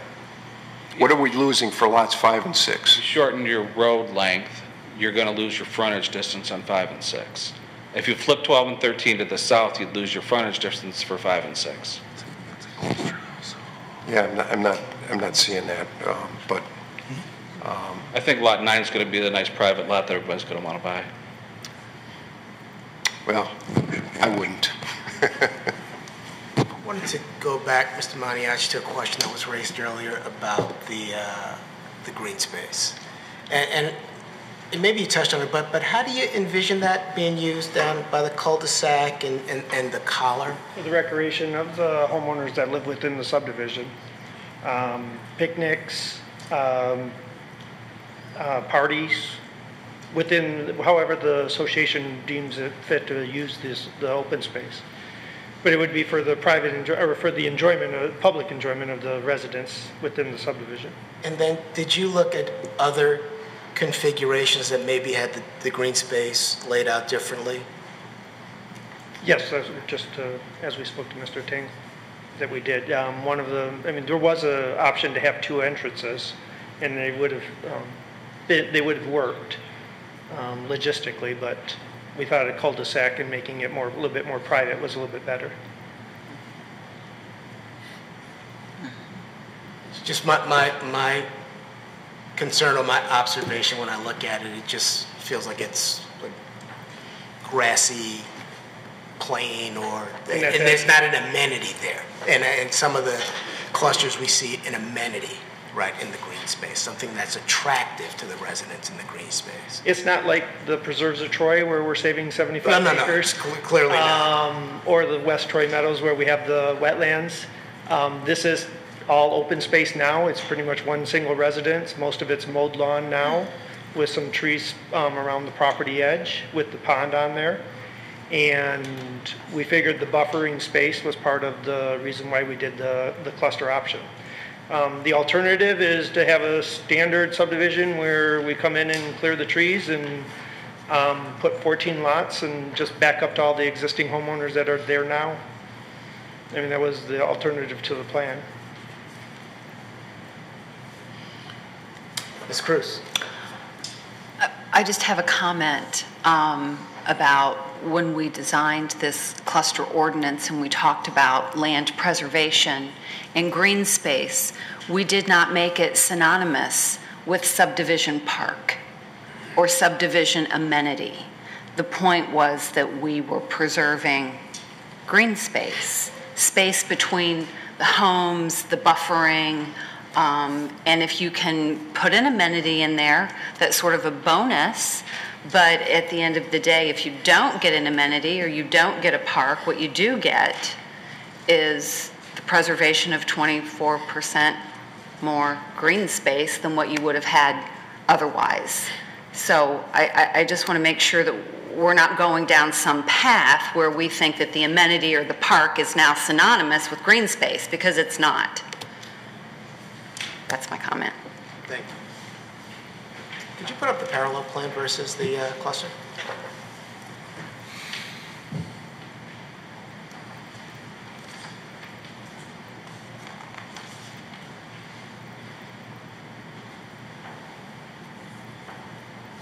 Okay, thank you.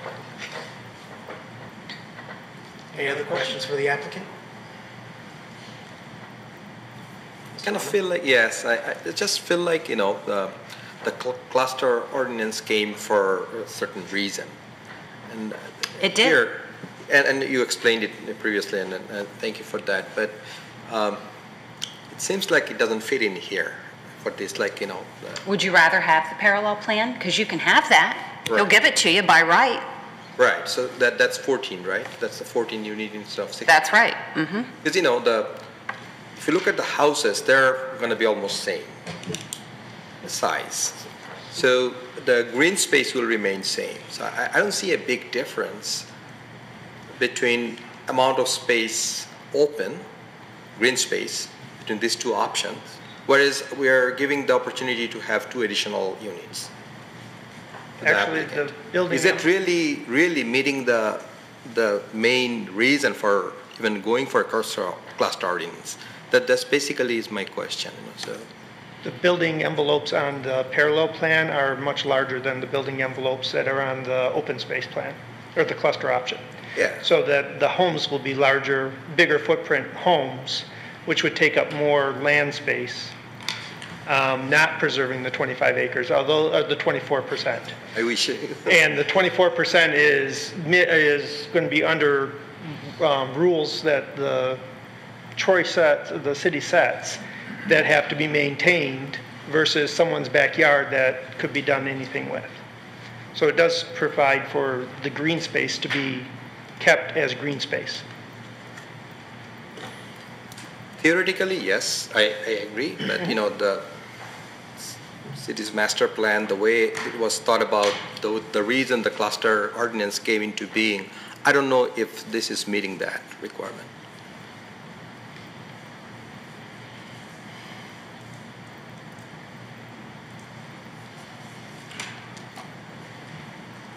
Oh, I'm sorry. Thank you. Mr. Abdiadian. So just looking at that parallel plan and cluster option, one question for the applicant. If you would build a parallel plan, would you even consider putting in that berm there, the way you're putting it on the cluster, or you're not obligated to? There's no reason to put that in. There's no obligation to put that in. Am I understanding that correctly? Correct. So you would provide that minimum setback, no berm required. The residents to the south, they requested that berm. You wouldn't be required to put that in. Correct. But we're actually getting that with the cluster option. Correct. There's an additional feature there that provides for that privacy and that green space, that open space. Okay, thank you.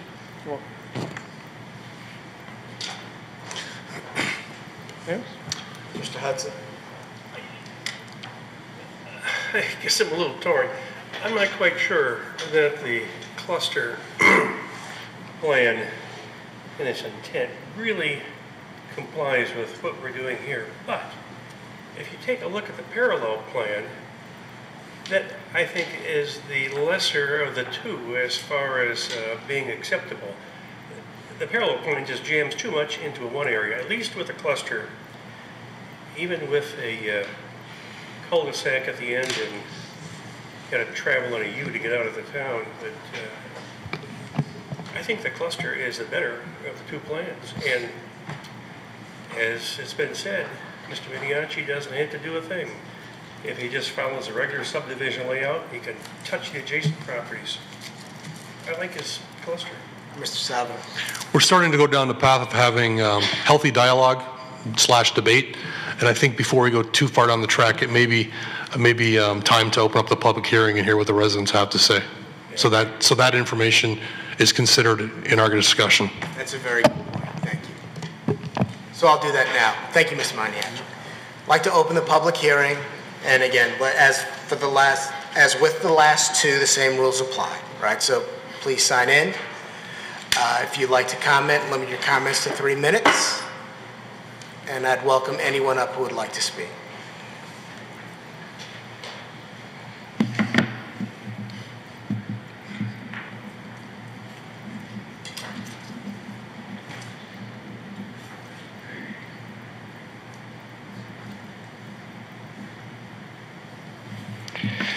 All right, my name's Christopher Middleton. Recently purchased the house at 2349 Avery.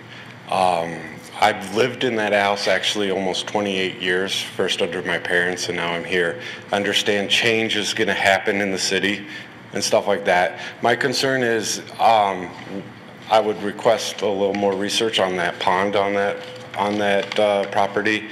For the 28 years that I've lived there, I've been told nothing but it is spring fed. We also have painted turtles that live in that pond. We have blue herring that come to that pond.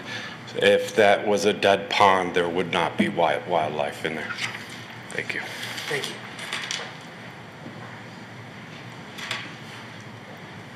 Would anyone else like to speak?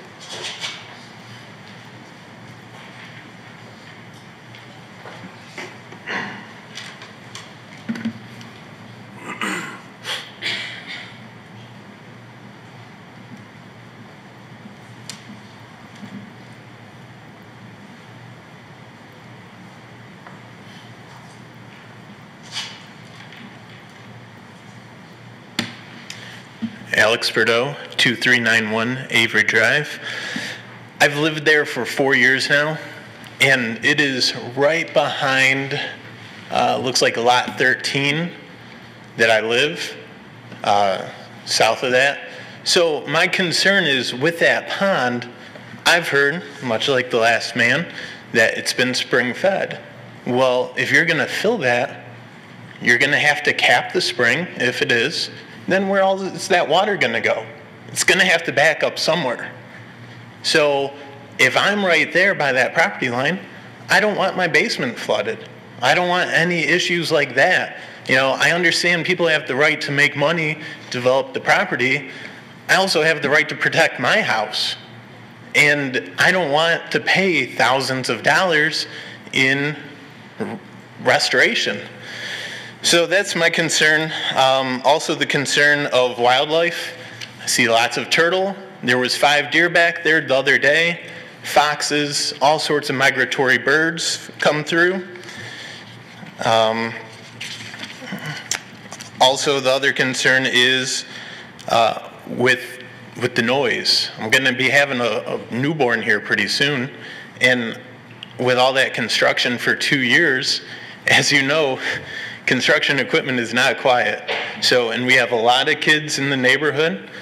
All that other construction equipment, you can have kids go through, cause damage, and not to mention, I've worked in construction sites before. They're not the cleanest people. You know, I don't want litter flying through our backyards.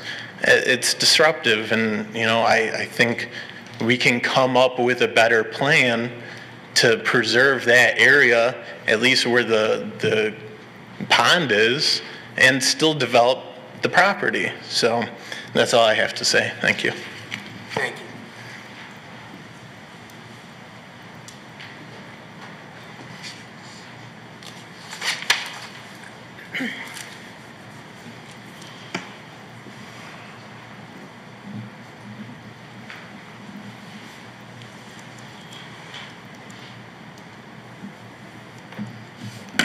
My name is George Salem. I've lived at 2363 Avery Drive for 28 years. Not to repeat what the other 2 gentlemen have said, it's already been said. The one question I have is, my family lives between lots 12 and I think it's 13. Is that correct? 12 and 6, okay. Shasta, my eyes aren't the greatest. Between 12 and 6.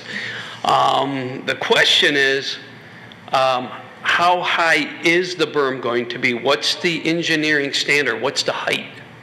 Because as the other gentleman said about the other parcel, about headlights going into his home, I would have the same problem. So the question is to the panel is, what is the height? How high is this berm going to be?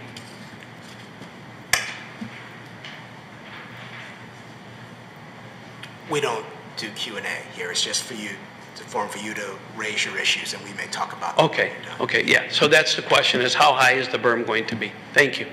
Thanks. Would anyone else like to speak on the item on tonight's agenda? Hello, Richard Stanachuk. I live at 4991 Foxcroft on the far corner there. But my concern is that at first they sent the first one out, came out as the road, you know, being on the other side there, coming out on the Square Lake, on the it'd be on the west side there. And then they changed it. Just got the new one yesterday in the mail that now they're like flip-flopping. So the street is on, you know, actually runs down the other side now. And I see all the trees up there that they were going to put in between the houses that were on this side here and the other subdivision there on Stoddard, the houses that back up, but they didn't flip-flop the trees over there along with the road. I was just, you know, concerned about, you know, a little bit of privacy, having a, you know, I think probably a 3,200 square foot colonial, you know, backing up to my small little ranch that we have right here. So that's my question or concern or what have you. Thank you. Did you sign in? Yep.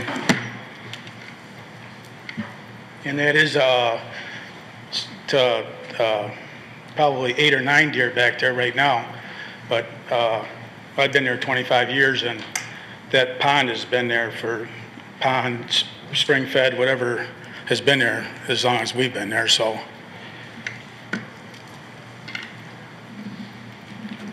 Thank you. Thank you. Is there anyone else that would like to speak on this item on tonight's agenda? We'll have someone who hasn't spoken yet. Marcia Bossenberger, 369 Ottawa.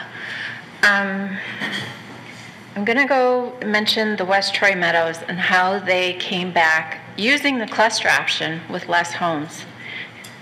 This by right plan, it's 14 versus 16, right? Is that right? Okay. So they come in and they say, I have by right, I'm going to build 14, or by right, I'm going to build, or by cluster option, I'm building 16. To me, is a very good example of Troy Meadows. I think it's a better looking plan. There's still concerns there. But why not just say, do the cluster development with 14 homes? Because you could make that green space that to me does not make much of a sense because it's not really benefiting anyone.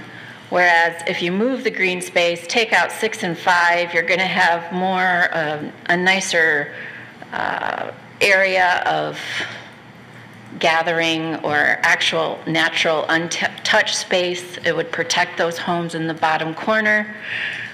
So I just see a concern where I think 14 homes would why not just suggest that to the builder?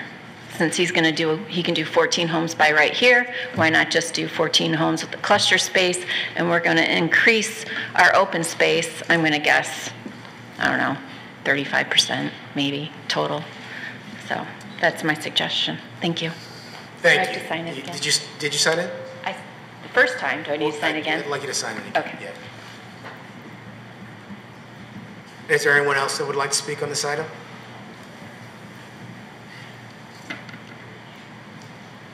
Real fast, one thing I forgot. My name's Christopher Middleton at 2349 Avery again. I would like them to consider the house sizes that they are planning to put in there versus the houses that are already existing around. With those 3,200 square foot plans, they are massive houses and it will take away the privacy of the neighbors. Thank you. Thank you for your comment. Is there anyone else that hasn't spoken?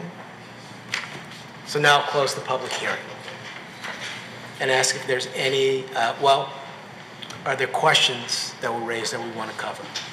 Staff. May I, Mr. Chair? Absolutely. So and Mr. Thompson or Mr. Maniaci can speak to this as well. So one of the residents indicated that there was a meeting with the neighbors where this layout was actually flip-flopped. And that's true. What was initially submitted to us was flip-flopped. It was mirrored. And when we reviewed it from a traffic perspective, the point of access didn't line up very well with across the road. So we had the applicant flip it for traffic purposes. I believe I can't speak for the applicant, but I know him pretty well over the last 17 years. I think he had every good faith effort to proceed with the version that was flip-flopped, but because we identified during our review that it should be changed, that he changed it and then tried to notify the neighbors so that he could keep them in the loop. Was there another? Height of the berm. The height of the berm. What I would like to do is have the Mondrian civil engineer, John Thompson, discuss the berm design and what they're thinking there. They're the ones who had conversation with the neighbors. Before we do that, just one question. I know it came up earlier, the pond, whether or not it's spring-fed. Did we answer that question? I think Mr. Thompson made an effort to answer that. Clearly, there's a narrative out there that this pond is spring-fed. The time to get into the detailed engineering is following preliminary site plan approval and before final site plan approval. Having said that, it's pretty clear that there's concern from the neighbors. So what I would ask is that before going forward to City Council, we shed a little more light on this issue, and have the applicant work with our engineering department to really kind of nail down what exactly what we're talking about here with the pond, so that we can have that information for City Council. Okay, thank you. And then do we want to call up the applicant's height of the berm? Just as it continues to come up, to kind of talk about the research within the pond area itself, this discussion came up and was concern at the neighborhood meetings. So So the developers asked me to make sure that I understood it prior to coming to the meeting. So we've done extensive research on this, both from a environmental perspective with our environmental consultant, from a geological perspective, geotechnical perspective, as well as historical perspective. Finally, if we had an artesian situation, 9 out of 10 times based on head pressures, you would have an outlet. So the water that would be continuing to flow up would seek a way out. So you would normally see a brook associated with an artesian situation. So 5 or 6 different classic traditional reasons for an artisanal don't exist. I know that there's comments throughout the neighborhood, and one of the neighbors said the owner said it was natural, but we have physical evidence both from topography, from aerial topography, and historical topographic information. There was no pond here before. This was created by the farmer for the purposes of irrigation and maintained for the family as a swimming hole. The fact that it has some water in it from a permanent perspective is purely because it has 5 feet of clay, non-granule, non-infiltrating material that the site sits on. So I don't think there's additional evidence we can provide you. We've done a thorough analysis. The pond sits there because it has drainage from the surface and some of the surrounding soils. It's wet, but it's not natural. With regards to the berm, it's preliminary at this site. We typically wouldn't get into the height of the berm until final engineering. But the goal is to try to keep that berm up around 3 feet. 3 feet would be the elevation on which it would block lights. In addition, we specifically targeted tree locations to enhance the opaqueness from any lights that would be filtering into the neighbor's property. So we've got two-pronged approach, a berm as well as landscaping. Thank you, Mr. Tagle. I appreciate all of the study that you've done or the research you've done on the pond, but in a situation, if there was a naturally fed pond, what would be the resolution to building a property out like this with that? I mean, what could you do? You'd cap it. Okay. So just like any water well, any artesian well, you would simply cap it, and that water would seek its way through the existing ground.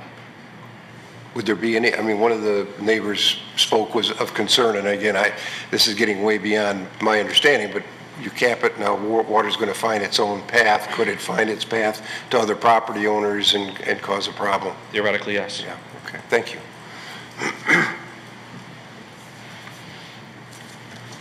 Mr. Brown, question. Yeah, sure. So that 24% that we're talking about, the open space, that is coming at the bottom where the berm is, this is also considered? The berm would be included within the open space, so the berm would be protected. Right. The neighbors would be protected, that berm would never go away. Do you know how much is the percentage of that space that over there in the corner, percent-wise? I mean, just some estimate. Could you go to landscape plan? Landscape plan?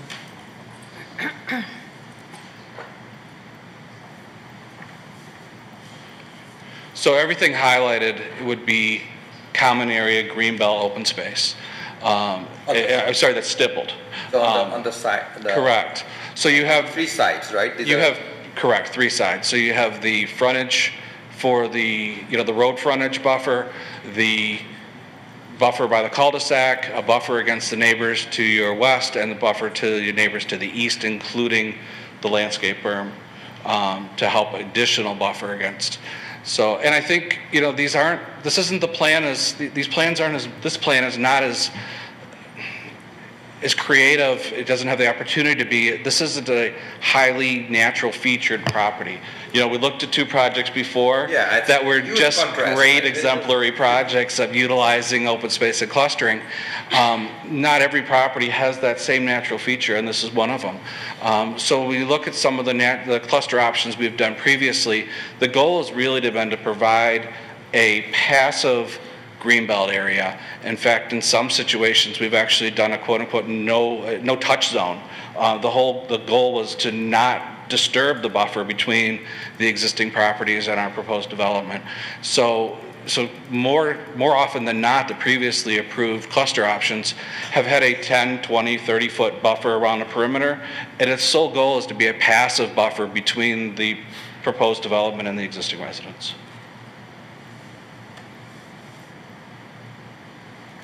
If you go to the parallel plan, please, I just want to check one thing, just to make sure that, okay. So you have some space open there at the top right corner, right? That this will be somebody's backyard, the way. Top right corner, lots 10 and 11 would have a deep backyard. A lot of that I could do whatever I wanted to, a deck, a barn, a grass lot. Because this is individual's property. Correct. So that. Swimming pool, play set. So that means we don't have the leverage to keep it open, you know. So somebody might. No, it's an individual homeowner's lot. So it's just home. Anything you want to build. Okay, got it. Thanks.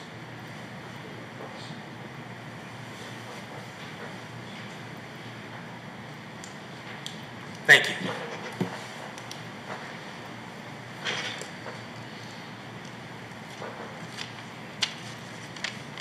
So for me, maybe it's the items we saw earlier.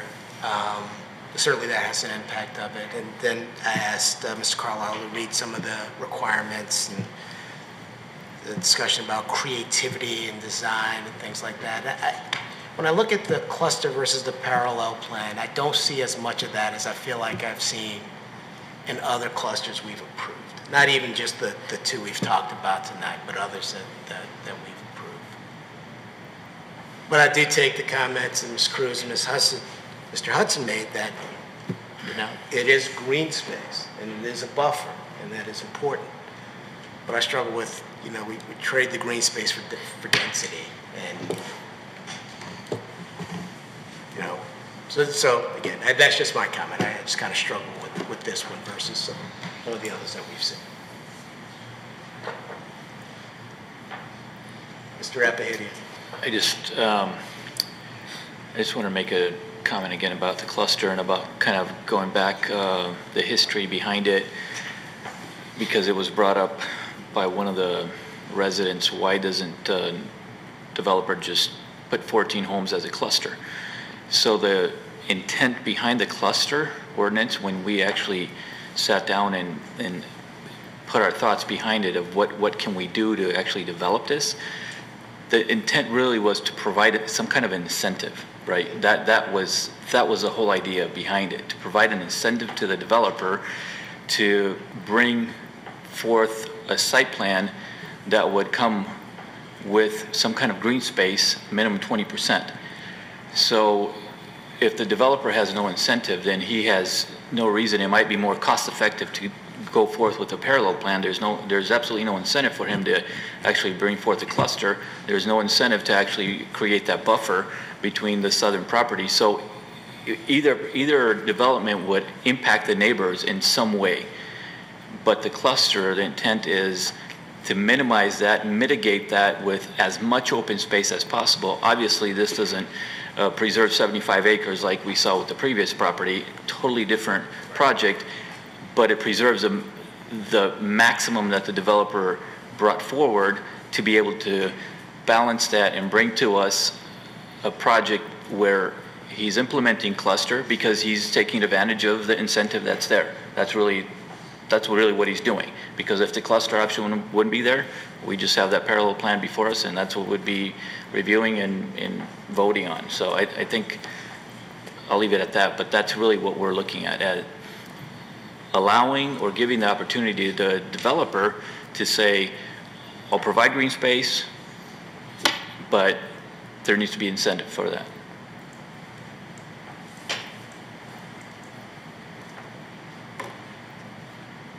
Any other comments? Just want to thank Mr. Afedian for the explanation. I think that's it. I'm sorry? Just want to thank Mr. Afedian for the explanation because it's a good point. So. Are we ready for a motion?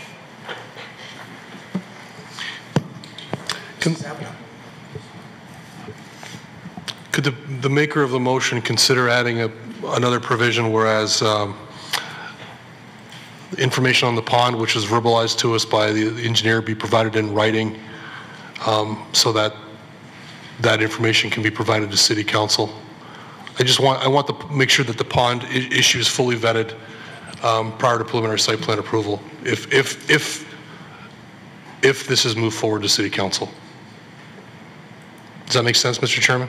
So, but is full vetting taking the comments of the applicant, or? Well, I think that there was significant information that was verbalized to the Planning Commission and to residents, but it was not provided in writing, and I think that that information is very valuable. I think it should be provided in writing if this does move on to City Council, and I would like our engineering department to have a chance to review that and consider it and have input. I agree with that. I agree with that. So adding, yes. Sorry, I thought you were done.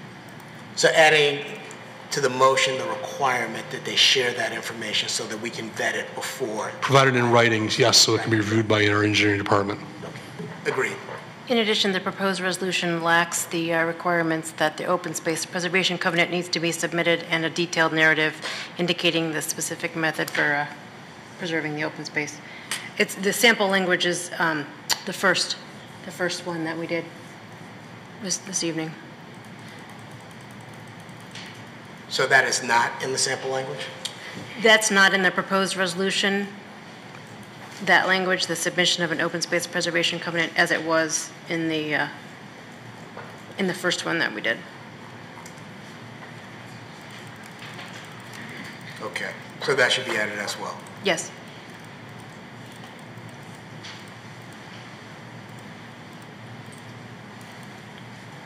So do we have a motion? And the motion maker, Ms. Dufresne, and I will be happy to assist in framing the conditions if needed. The language I'm looking for is on page 10, if anyone wants to refer to that. Actually, it might be 11. Nope, it's 10.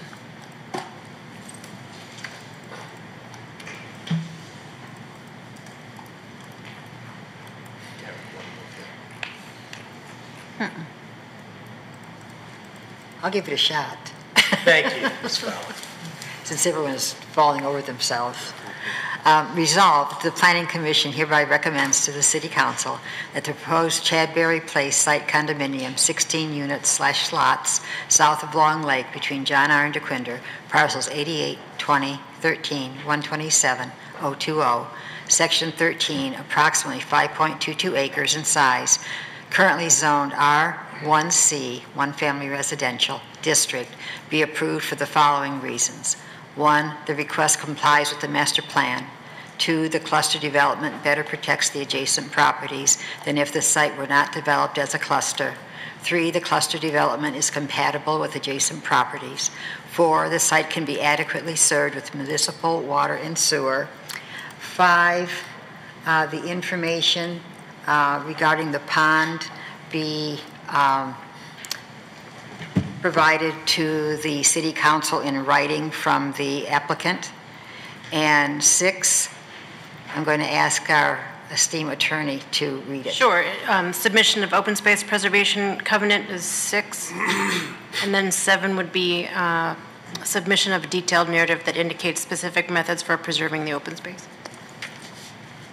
Be it finally resolved, the Planning Commission recommends the following design considerations.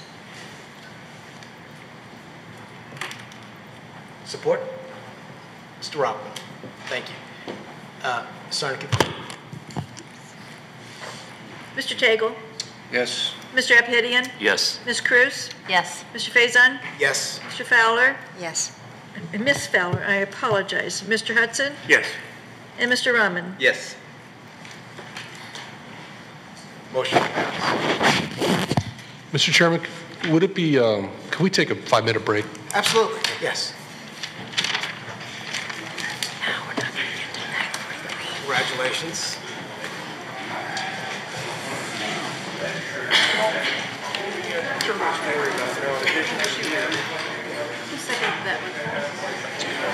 I don't know.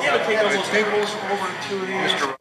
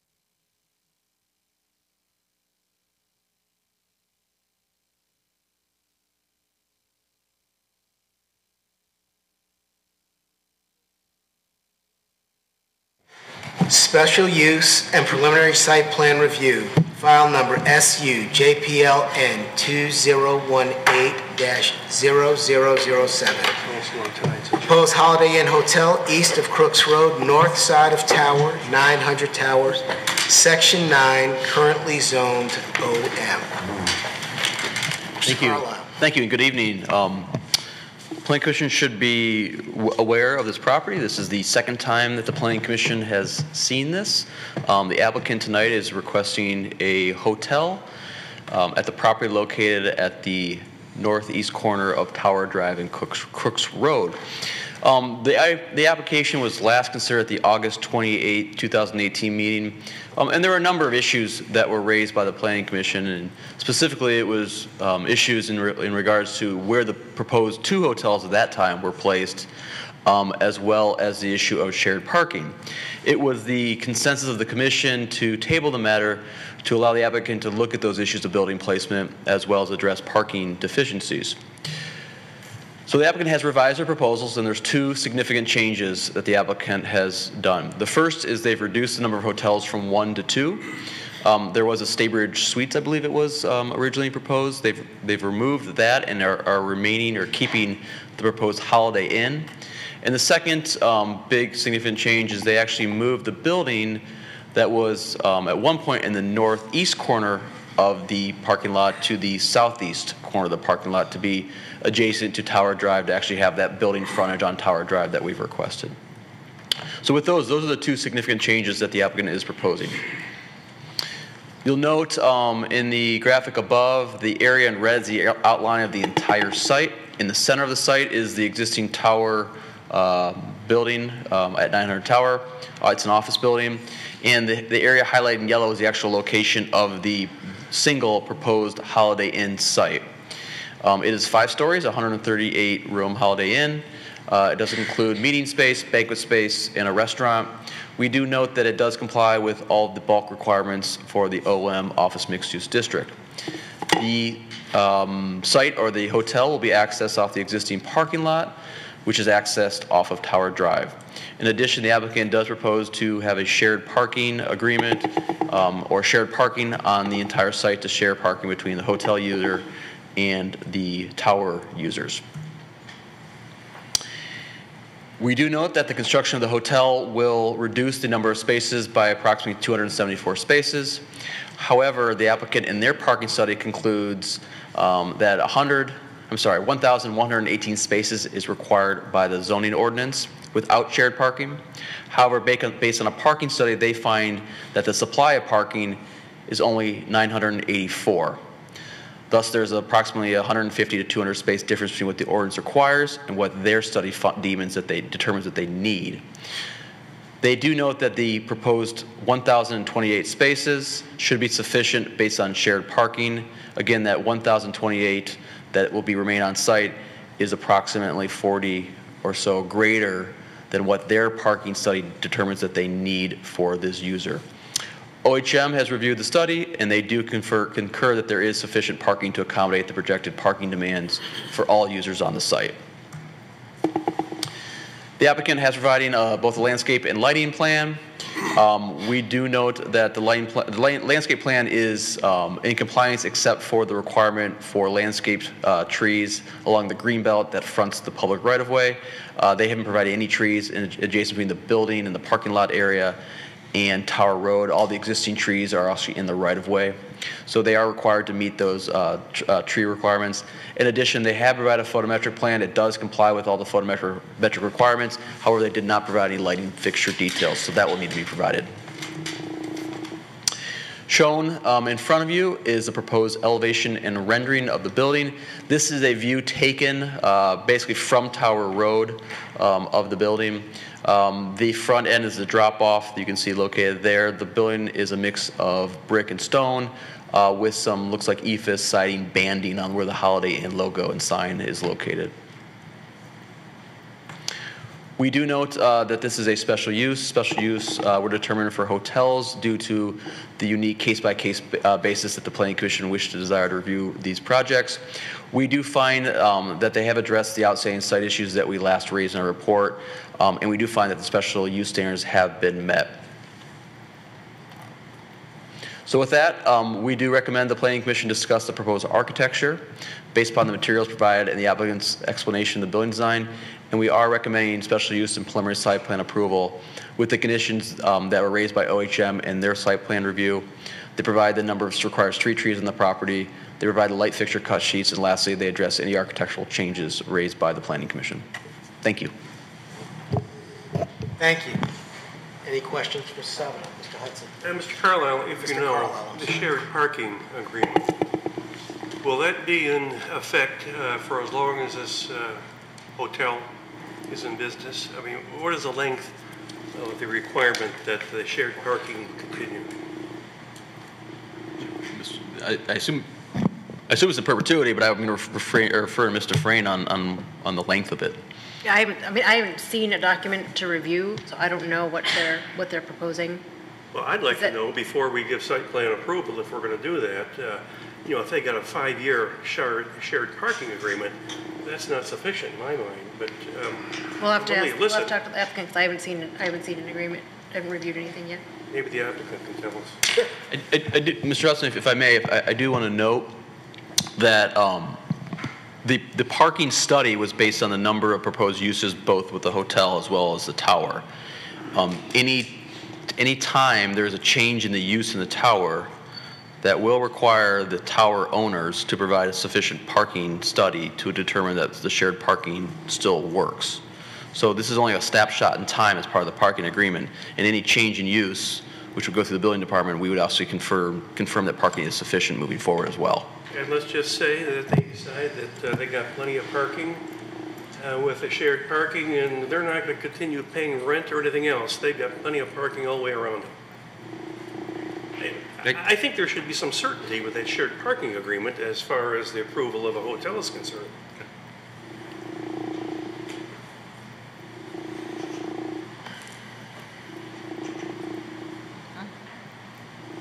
Any other questions for the staff? Mr. Carlisle, you said the study was done based on a snapshot in time right now. Do you happen to know the vacancy rate of that office building right now? Both the Sarah from OHM is here to answer any questions like that. In addition, the owner of the actual site is here, and he can, I'm sure, can explain the existing vacancy and occupancy of the site. I can't speak to the vacancy of the office building. What we look at with the parking study is assuming the office building is occupied to the extent that an average office building would. We have reference materials that we look at to generate the time of day patterns of, at 10 o'clock in the morning, everybody's at work. This is the parking requirement under the ordinance for the size of the office building, the square footage of the office building, and then it's fully calculated out. Whether the office building is 50% occupied or 100% occupied doesn't factor into this study. So it's essentially based on it being full. So there is a ratio that you use? So with the shared parking study, what we do is we take the ordinance rates for parking. So for the office building, it'd be based on the square footage of the building. And then we look at a reference material called the Urban Land Institute, and what that does is it publishes by time of day as well as by month of year. So at, say a restaurant, dinner time would be the rush. That would be the greatest percent demand for parking. At 9 o'clock in the morning at a restaurant, you don't have as much unless it's a breakfast restaurant. We applied the same thing to a hotel, to the banquet center, to the office building, and then take all those rates and add them together and come up with the total demand.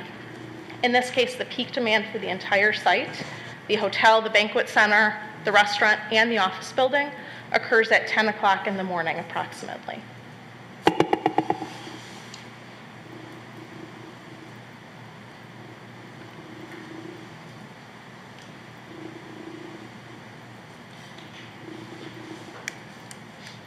Any other questions? I'd like to invite the applicant.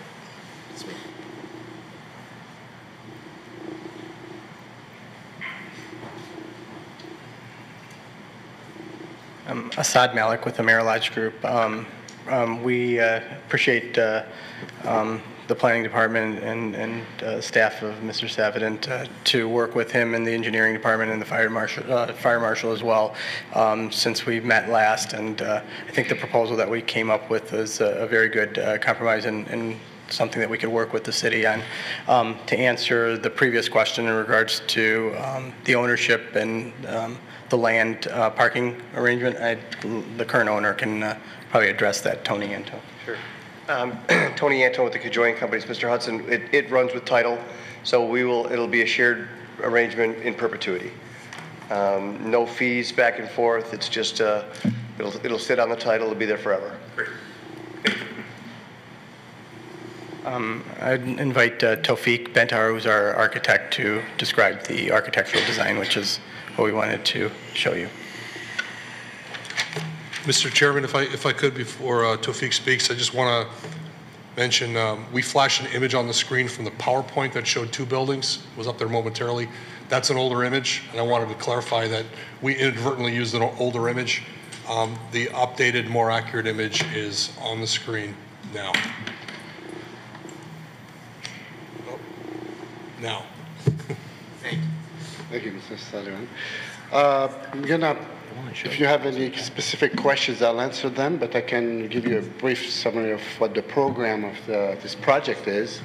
It's a 138 guest room hotel on 5 stories that are most of 4 floors, second to 5th floors are dedicated to the guest rooms, and the first floor have spaces for restaurant, the lobby, back of house like laundry.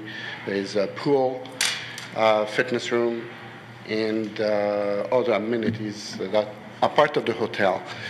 The Holiday Inn, what we use is the latest version of the IHG prototype.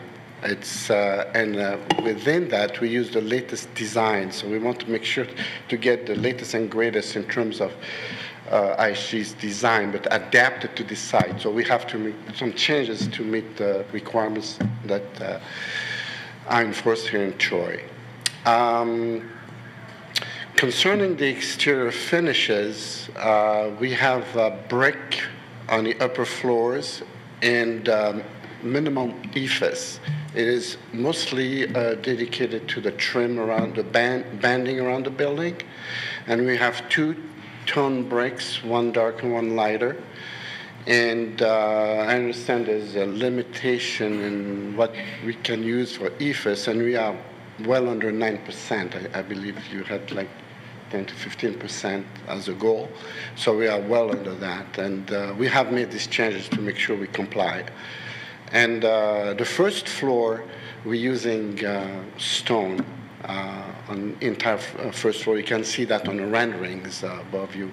The 3 views show the front and back of the building, and it gives an idea of the massing of the building and how it integrates in the environment. If you have any more specific questions, I'd be happy to help to answer. Among the 138 rooms, we have 20 suites, and Holiday Inn, in order to qualify for a suite, to call it a suite, you have to have a minimum of 20 suites, and the suites consist of 2 actually separate rooms, the bedroom area and the living area, separated by a door, and a bathroom, obviously. So, and the rest are split between king rooms and double queen. Is this a standard design, or are you able to modify it? It is a standard design. We have to follow standard design, but we need to modify it to fit the site. For example, the standard exterior finishes are ephes, 100% ephes. So we had to make modifications to use brick. And it's not only the materials. When you use brick, then you have to make some modifications to the structure because you have to support the brick and the weight, and the foundations have to be beefed up because of that. So yeah, we do use a standard and modify it to make sure it works for what you want to do. Yes. Is this the color of the brick, like fixed, or it can be modified? Different color? It is very hard to get the right brick on a rendering, but the brick. Actually, I can show you a sample here.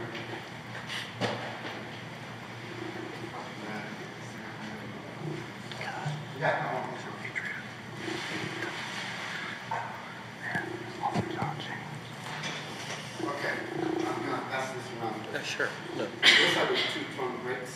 We're still looking at something that can work best.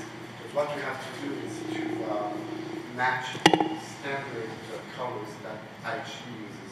But the standard colors are EFS, so we have to make sure we find a brick that matches. It's not always easy because it's the natural color versus something that you can get in the color. So is this the case for all the Holiday Inns all over the United States, or? That is correct. But you get some leeway, especially on this week. Could you speak at the microphone just so that... You do get some leeway, and we went back to IHG to let them know that, first of all, as a company, we like to use brick. We do not like EFS. And plus, it is a requirement in the city of Troy. So that's why we made the change, and it was approved by IHG. Is it, I'm asking because, the other buildings, you need to make sure that this doesn't stand out as like a... No, it will not stand out. For that bright color. We tried to go to use lighter tone bricks to make it a little lighter in appearance and aspect. So, and I think it's working pretty well. We have built one in Mount Pleasant, and that one is all EFS. If you ever go there, take a look. It looks really nice, and I think it'll be a great addition to this site.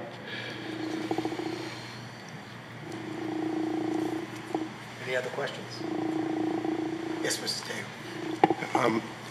I want to be real respectful to Holiday Inn, but this design is underwhelming.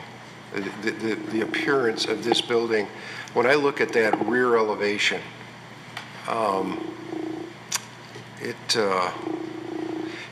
we've seen a number of hotels over the last year or so come in here, and I have to tell you, by far, this is the least creative application of a facade that we've seen. And we've heard the corporate line that this is what corporation says we have to do or we have to have.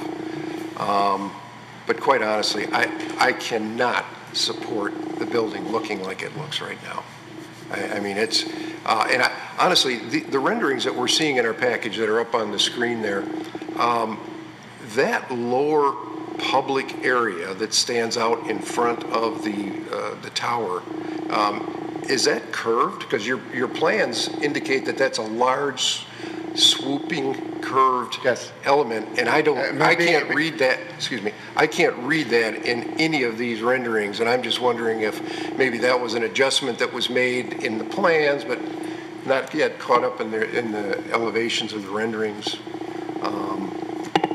So again, certainly think it's a great idea having a hotel there, but again, I cannot support. It's very bland. There's really no punch or pop to this or excitement to this. Regarding the curved section on the first floor, it occurs only on the first floor. I understand. And it is, and I apologize if the rendering does not represent that. If you look at the storefront on the central image there, that's what this curve is supposed to be. And it doesn't look that much curved, but it is very much curved. Excuse me. And again, the renderings don't always justice to what the actual building. And again, if you look at the Mount Pleasant one, that's very similar. We made some modifications, but once you're in front of the building, even in the rear, it's subjective. What I'm saying is subjective, but it looks fine. I'm only one voice, one vote on the council. Right. But and you mentioned earlier the corporate line. Unfortunately, it's true. It is true. They give us. I said earlier they give us some leeway, but they tell us that we cannot go crazy with it.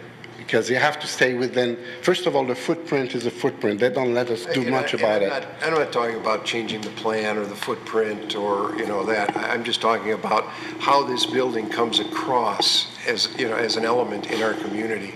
I mean, drive up and down Big Beaver and see what's being done as far as kind of a much upscale look at the product that's being put out on the street now. And I would expect the same from Holiday Inn.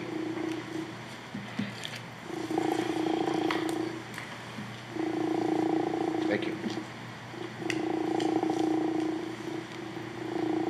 Do you know what's making? I have no idea what's making that noise. Does someone have some type of electronic device or?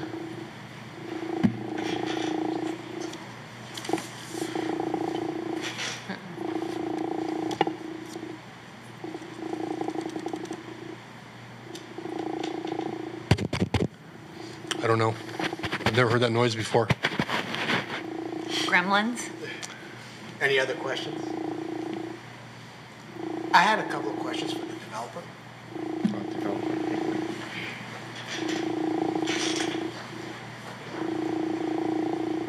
And we may have touched on some of these the last time you were here, but I was just curious, what market will you be serving? So the Northern Troy market. So currently there's pretty much only one hotel that services the Northern Troy market up in that Crooks area. As you see, and a lot more businesses have moved up into that market. Also, What's that other hotel?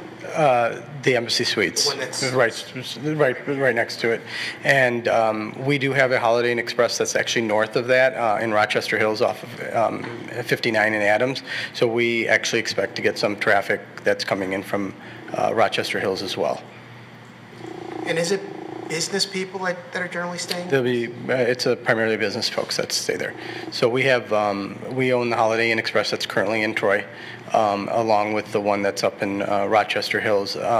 So pretty much there's three large franchisors in the United States: Hilton, Marriott, and IHG, which is Intercontinental Hotels Group. And if you look at the membership, Holiday Inn has the largest now it's mixed. Sorry, Marriott Rewards has the largest reward membership. IHG has the second largest, and Hilton's the third largest. From a loyalty perspective, Hilton and Marriott is the most loyal customer base. Hilton's the second most loyal customer base, and IHG's the third. But the demand here is so much from an IHG perspective. There's just no more hotels for the business clientele that comes with IHG that have IHG Rewards membership, and so that demand is there, and that's why both the Staybridge, which is a extended stay hotel, and the Holiday Inn were in need, and based on their assessment in this market. And then your first application or your previous application had the two hotels, and now you have the one. Correct. Is there a plan for the second hotel?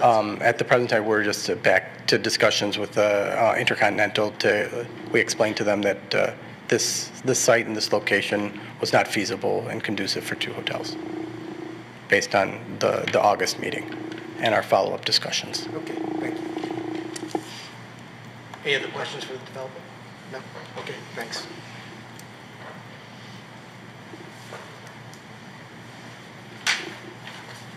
Any other questions? Yeah, I have one, Mr. Faison. Mr. Carlisle, in your recommendation and summary, you indicated that item 4 was address any architectural design issues raised by the Planning Commission. Mr. Tagle, our resident architect, is usually concerned about style, and I agree with him. His concern, how does his comments relate to your recommendation regarding architectural design by the Planning Commission? Well, I think as reading in my memo, I had some similar concerns to Mr. Tagle with regards to the elevation. I am not an architect. I don't want to perceive that I can give architectural advice, though I can look at an elevation and express concern about what I see. So what I was looking for was a discussion of the Planning Commission if they did like the elevations, they did like the material choices, they did like the details, and if they did not, to give some pointed direction to the applicant to improve those elevations, because this is a special use. Hotels are a special use, and the Planning Commission has the right to dictate change based on the standards set forth in the ordinance. One of our concerns was the elevations as presented. Thank you. And I'm going to share Mr. Tagle's thoughts on that, and maybe we'll go to have some discussion before we move any resolutions tonight regarding the architectural design. And I guess the applicant's going to be looking for some help if we have some concerns as to what those areas are. John, I hate to put you on the spot, but have you got some specific suggestions?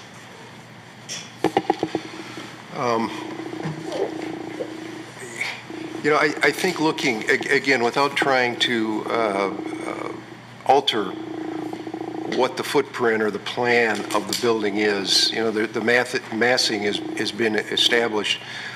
So what do we have left? We have materials and or the colors or differentiation of the materials. And I can't see that very well, but there does not look like there's a great variation in those two brick samples. And I'm not even sure what elements on this building are brick. Obviously the brown or the tan elevation is. I'm not sure. There's the little white rectangles next to the windows. I don't know if those are mechanical units. I see some. I see on some of the windows underneath there's a white area underneath the window. I assume that's a mechanical unit. I don't know if on that large mass to the left of the tower, the Holiday Inn tower, if those are units. But it just seems there's in one hand there's a lot of little pieces that aren't getting really established and pulling together as a unified presence. And on the other hand, when I go to the back of the building, I think the front of the building, the west view as they're calling it, there's some opportunity there. The back of the building is, to me, it's honestly, I've seen buildings that look similar to this that were built back in the 50s. And it basically, I won't even tell you where I've seen them, but it's just a simple box with no creativity, no consideration for how can we make this more interesting, or instead of it being a big flat wall, what can we do with this? So I don't know if that helps or not. No, it does. Again, and like you said, staying within the footprint, there's something we can do by, to answer your question, the entire facade above the first floor is brick. The only element that is not is the horizontal trim, the banding at the top and occasionally at Can I ask you a question about that? Is that a Holiday Inn requirement that you stick an EFIS band up at the top of the building? It is actually, well, I don't know if I call it it is part of the Is there a purpose for this? Is there a purpose for that band? For you're talking about the top of the building? The EFIS cornice up at the top, yes. Well, it is their standard design. It is. Now, if you look at the previous prototypes before this one was developed by IHG, it was they had some more curved walls, and all brands have moved towards the box actually. Mm-hmm. Marriott, their courtyard, they used to have this very big rounded facade at the front. That's gone now, and their new prototypes, it's all squares and cubes. Well, and stuff. Again, I know this is a Holiday Inn brand. We've done Marriott projects, and I'll tell you what, they look a lot different. They're not round, they're rectangular, but they use different materials. They put some color into it. Excuse me. And they're very, and again, they're very attractive. This didn't come from us, it came from Marriott. And what you said earlier, what we can do is there's opportunities because there's a change in the plans. If you look at the central elevation, there's this piece, there's suites, there are two tower-like elements, and it's set back in between. So there's an opportunity to change, not the material, but change the color of the brick that we can do. There's things that we can do with the facade too. Well, I certainly, from my professional opinion, I think there can be improvements made to this, at least again, I just think that there can be improvements made to this. Okay. Thank you. One thing to add, if I could, Mr. Chairman. So, I mean, we went to IHG for a special request to make it from EFIS to brick. So we would be glad to, any recommendation you have, we would be willing to put those recommendations back to IHG and get approval for it. So if you can give us the recommendations, we would, and guidance, we'll take that and we'll make sure it happens. Well, again, my intent here is not to tell you what to do, but to tell you what what I see, and I have some concern about, and that leave it up to your architect and the IHG design team, and see what they can come up with. I mean, I think I've shared with you at least my concerns at this point, and have I given you some direction? I guess I'll ask the architect. I mean, again, I don't want to tell you, do this here and do that there. I understand your concern, and yeah, I think we will with this. Okay, thank you. Without really, and again, understand that the envelope is not going to change. It's playing with different colors of brick and trying to create more things to happen in the facade, to make it more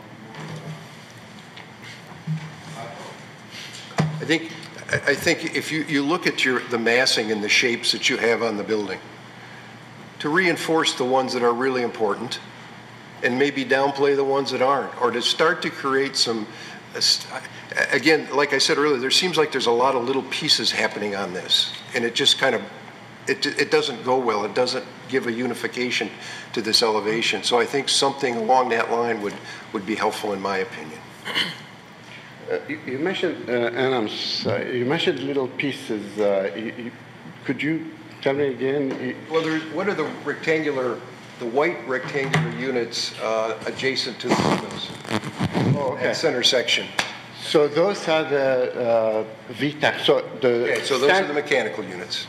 Correct. And under the windows in that other side, are those also mechanical units? Yes. Just to explain, the standard guest rooms have a single room, so we can handle that with what they call a PTAC that goes directly under the window.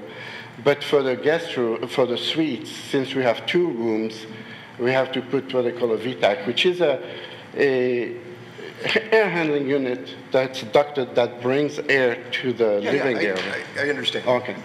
But for example, for those things, they're not integrated. They're just kind of thrown up on the building. From best I can tell, the bottom, they don't line up with anything. I mean, they're lower than the window. I mean, it's just these little things that'll start to make, when you look at it, it'll start to have a balance to it, and it'll start to make a little bit more sense and start pulling these things together as opposed to what I'm seeing here. The thinking of this, and it's not presented in a rendering, is to match the color of the brick that's adjacent, and that would make them disappear in a sense. The rendering does not represent that, but that was the idea. Let me just say one thing to that. It's a different material, and we can kind of tell ourselves we're going to make them disappear, but the reality is they aren't going to disappear. There, so do we say, okay, you're there, and we're going to integrate you in a different way or in a better way than what we've done here as a team? I understand.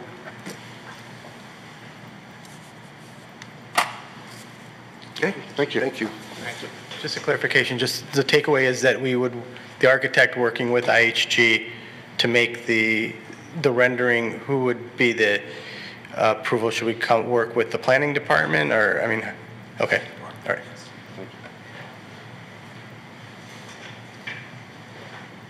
Any other questions for the applicant or any other comments from planning commissioners?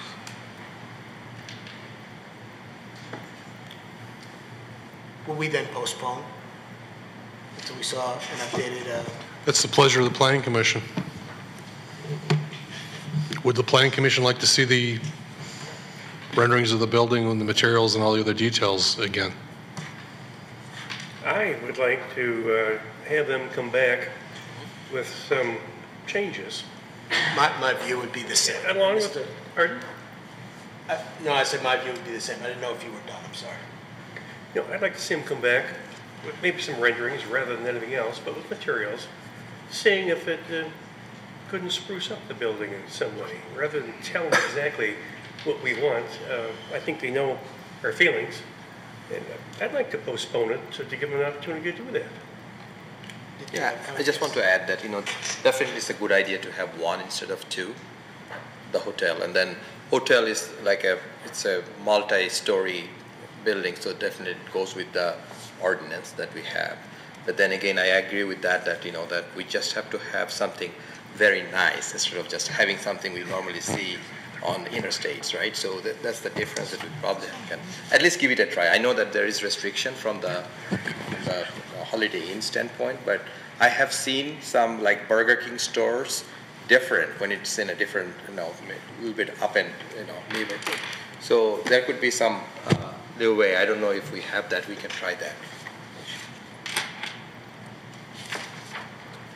So is there a consensus? I think you have I one. think so. So are we ready for a motion? We have a special hearing.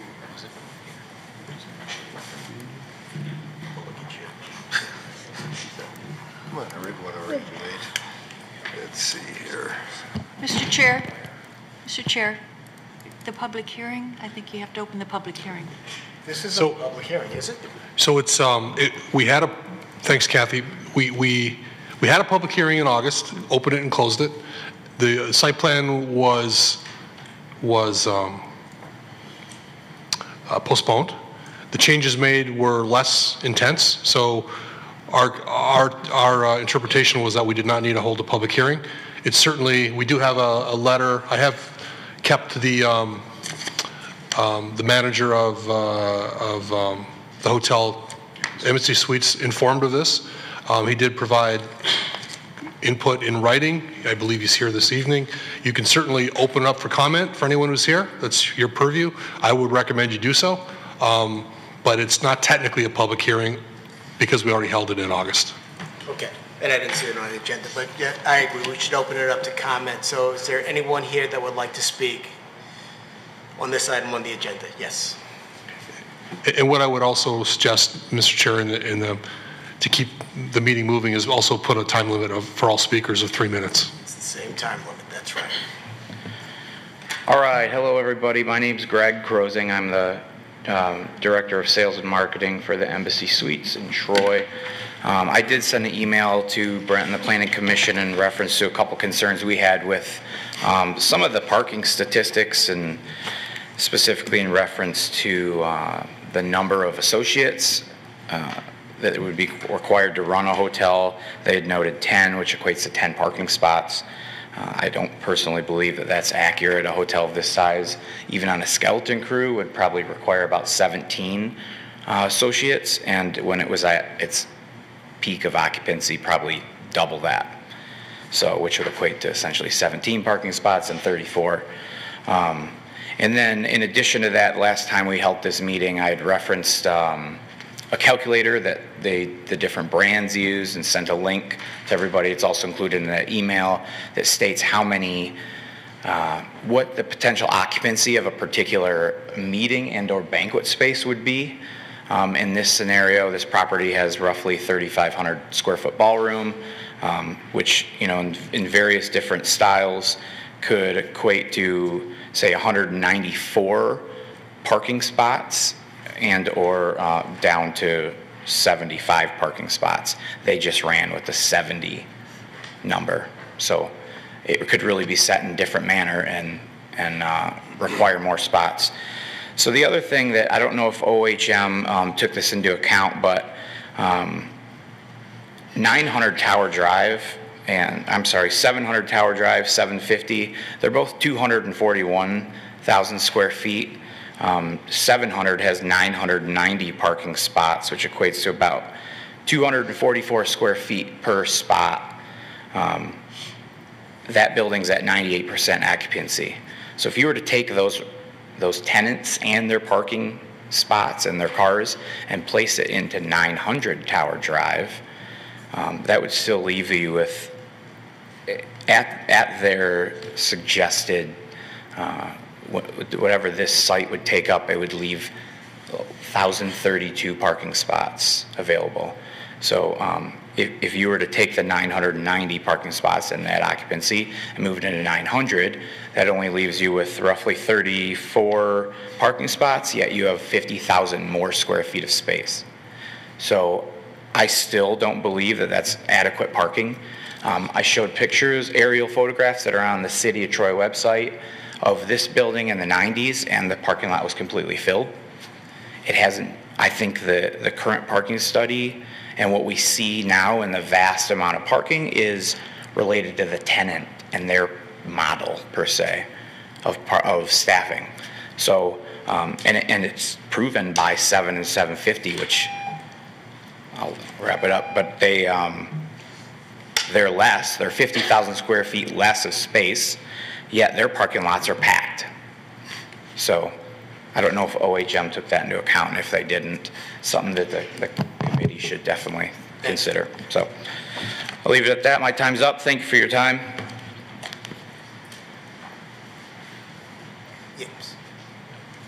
Hi, thank you for the opportunity to comment. My name is Ariana Pellegrino with Dickinson Wright, also on behalf of Embassy Suites. And I won't retrace the ground that the director has covered, but I do want to make a couple of comments about the proposed parking deviation of 90 spaces. It's our position that it does not comport with the standards of section 9.03 of the ordinance, specifically standards 1, 3, and 5.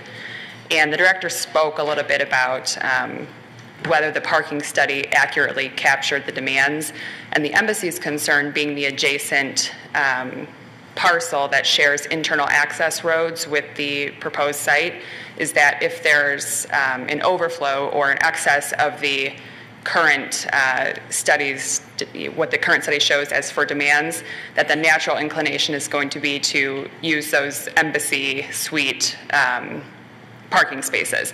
And so in terms of standard 1, in being harmonious with adjacent uses and not having a detrimental impact on those uses, we have a concern that if the study is not accurately depicting that demand, it's going to necessarily overflow. Also, as Mr. Hudson noted, we had a concern about the shared parking agreement running with the land in perpetuity. I understand that the owner has addressed that concern, but we would still suggest that something in writing be actually submitted to the council so that we can ensure those protections. As far as standard number 3, and, excuse me, minimizing the traffic and parking impacts. Again, it's not clear from the site plan how the new ingress and egress along that shared access road is going to be impacted, and how the Embassy Suites is going to be impacted if, again, these studies are not accurately depicting the demand.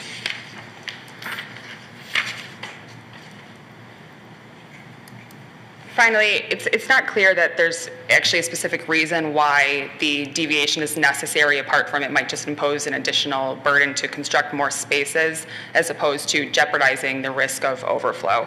And so I understand that this wasn't open for public hearing, but I appreciate the council's willingness to hear us, and it would be our position that the special use standards have not been met in this instance. Thank you. Please sign in. Sure, thank you.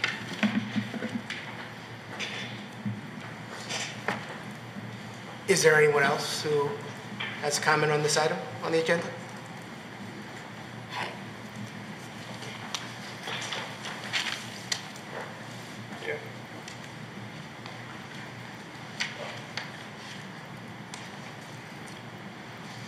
I'd ask the parking consultant if you had any comments on what you've just heard about the concerns, the MC Suite and Dickinson. I will quickly follow up to a couple points that I heard. One of the issues brought up was the matter of the employee count. The employee count was provided by the hotel operator based on their experience. We used our industry references to validate that. It's within acceptable ranges. Certainly it can vary by hotel brand, by whether events are happening, hours of operation for the restaurant, the banquet center, things like that. The banquet center was the other big impact potential in terms of parking. The ordinance requires that the banquet center, the parking for that be sized based on the building code. So we have consulted with the planning director and building department. The occupancy for that is roughly one person per 15 square feet. So that was determined by the city official. So just one question I'd ask. So based on what you've heard and what you've just said, would you make any adjustments to the information that we've seen? The parking study complies with the shared parking ordinance. The intent of the shared parking ordinance is to allow harmonious land uses to share parking spots. So the hotel, for example, has a greater need for parking in the evening hours when hotel patrons are coming back to rest for the evening. Those hours are traditionally when the office building would be winding down. Certainly, tenants can change. So in the office building, should a call center, for example, be placed in there, the parking demand can be much greater. We are relying on the ordinance rates, which are 1 per 300 square feet. Mr. Epping. You mentioned earlier that the shared parking study is not done based on full occupancy. It's done based on an average in the industry. Do you actually have a number of the occupancy of the office building today, as it stands today? I do not know the occupancy of the office building. Okay. Can we get that information from the current owner?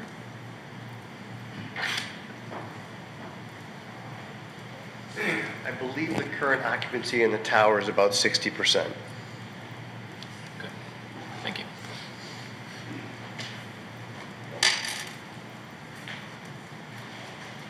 Any other comments or questions?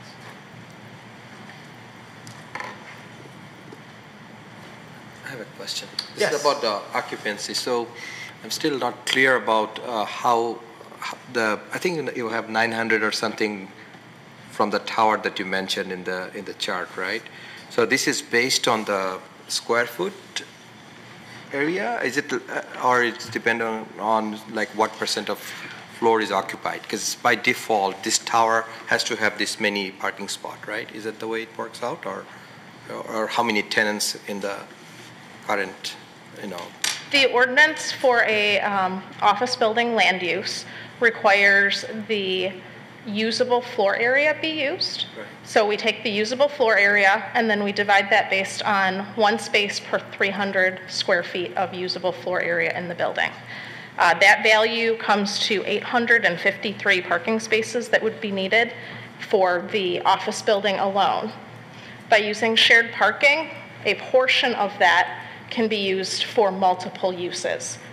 so the occupancy doesn't play a role? Correct. Okay, just want to make sure that we know that, because I think this kind of I means misunderstood. Correct. Right now, it doesn't matter how many floors open or empty. Still it's considered already. correct. Right now, if you were to drive out there, my understanding is some of the tenants have non-traditional office building characteristics where they may be using it nights and weekends, and there's also a significant vacancy rate in the office building.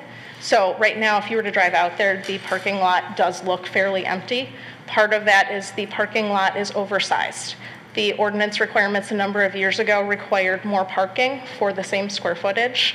That has since been reduced through the ordinance. And then part of it is the office building is less than fully utilized right now. Thank you. Thank you.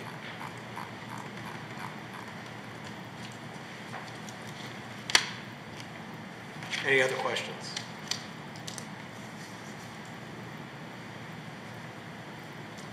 So, I think we talked about, or there was a consensus on postponing to see the revised design elements. I know we've had some dialogue around the parking.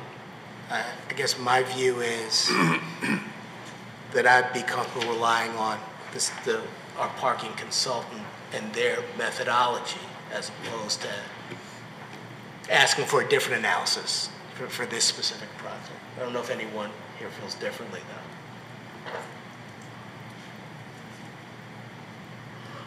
If not, then I'd ask if we're ready for a motion.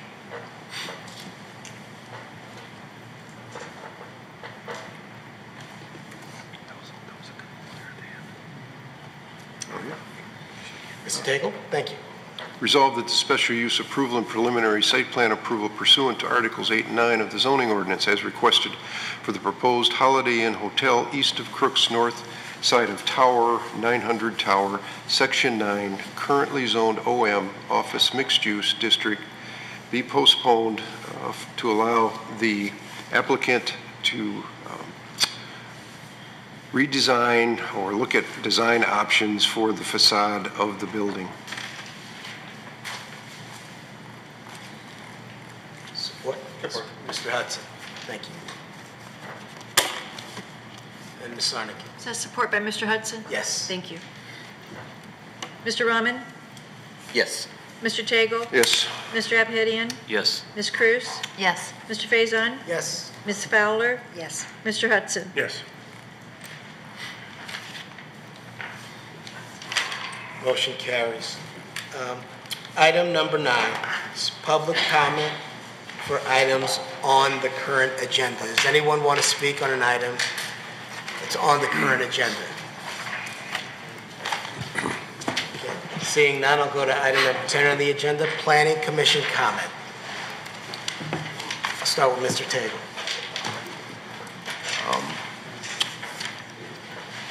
Well, I want to just express that this may seem a little laborious, the discussion we had here tonight, but I think it's very important. We as a commission have really tried to raise the bar of design quality in this community, and I think we are making some headway. And so when there are opportunities to present that to a petitioner that they can do better for this community, we try to help them see that way. So thank you for tolerating the maybe a discussion that not everybody understood or really got involved in. I'll just second that. I think it's valuable, so I appreciate your input on that. That's all from me. Ms. Cruz? Nothing, thank you. Hudson? Nothing. Ms. Fowler? Nothing. No, nothing. I just want to thank Mr. Tagle for bringing this up because to me it's like, could be done better. At least we should give it a try, right? And then we'll see how it works out. Because it doesn't really, as I said, it kind of look different than compared to the other buildings. So thank you. Agreed. Ms. Natapelli? I got 10 things. Ms. Sarnicki? No, thank you. Mr. Frame? Nothing, thank you. I just want to thank Sarah Merrill for attending the meeting this evening. I think Sarah does an outstanding job of summarizing sometimes very complicated information and making it very understandable and digestible. So thank you for attending this evening. I would concur with that. Agreed. Yeah. Agreed. Yeah. Mr. Carlisle? No. Thank you. Okay, we are adjourned.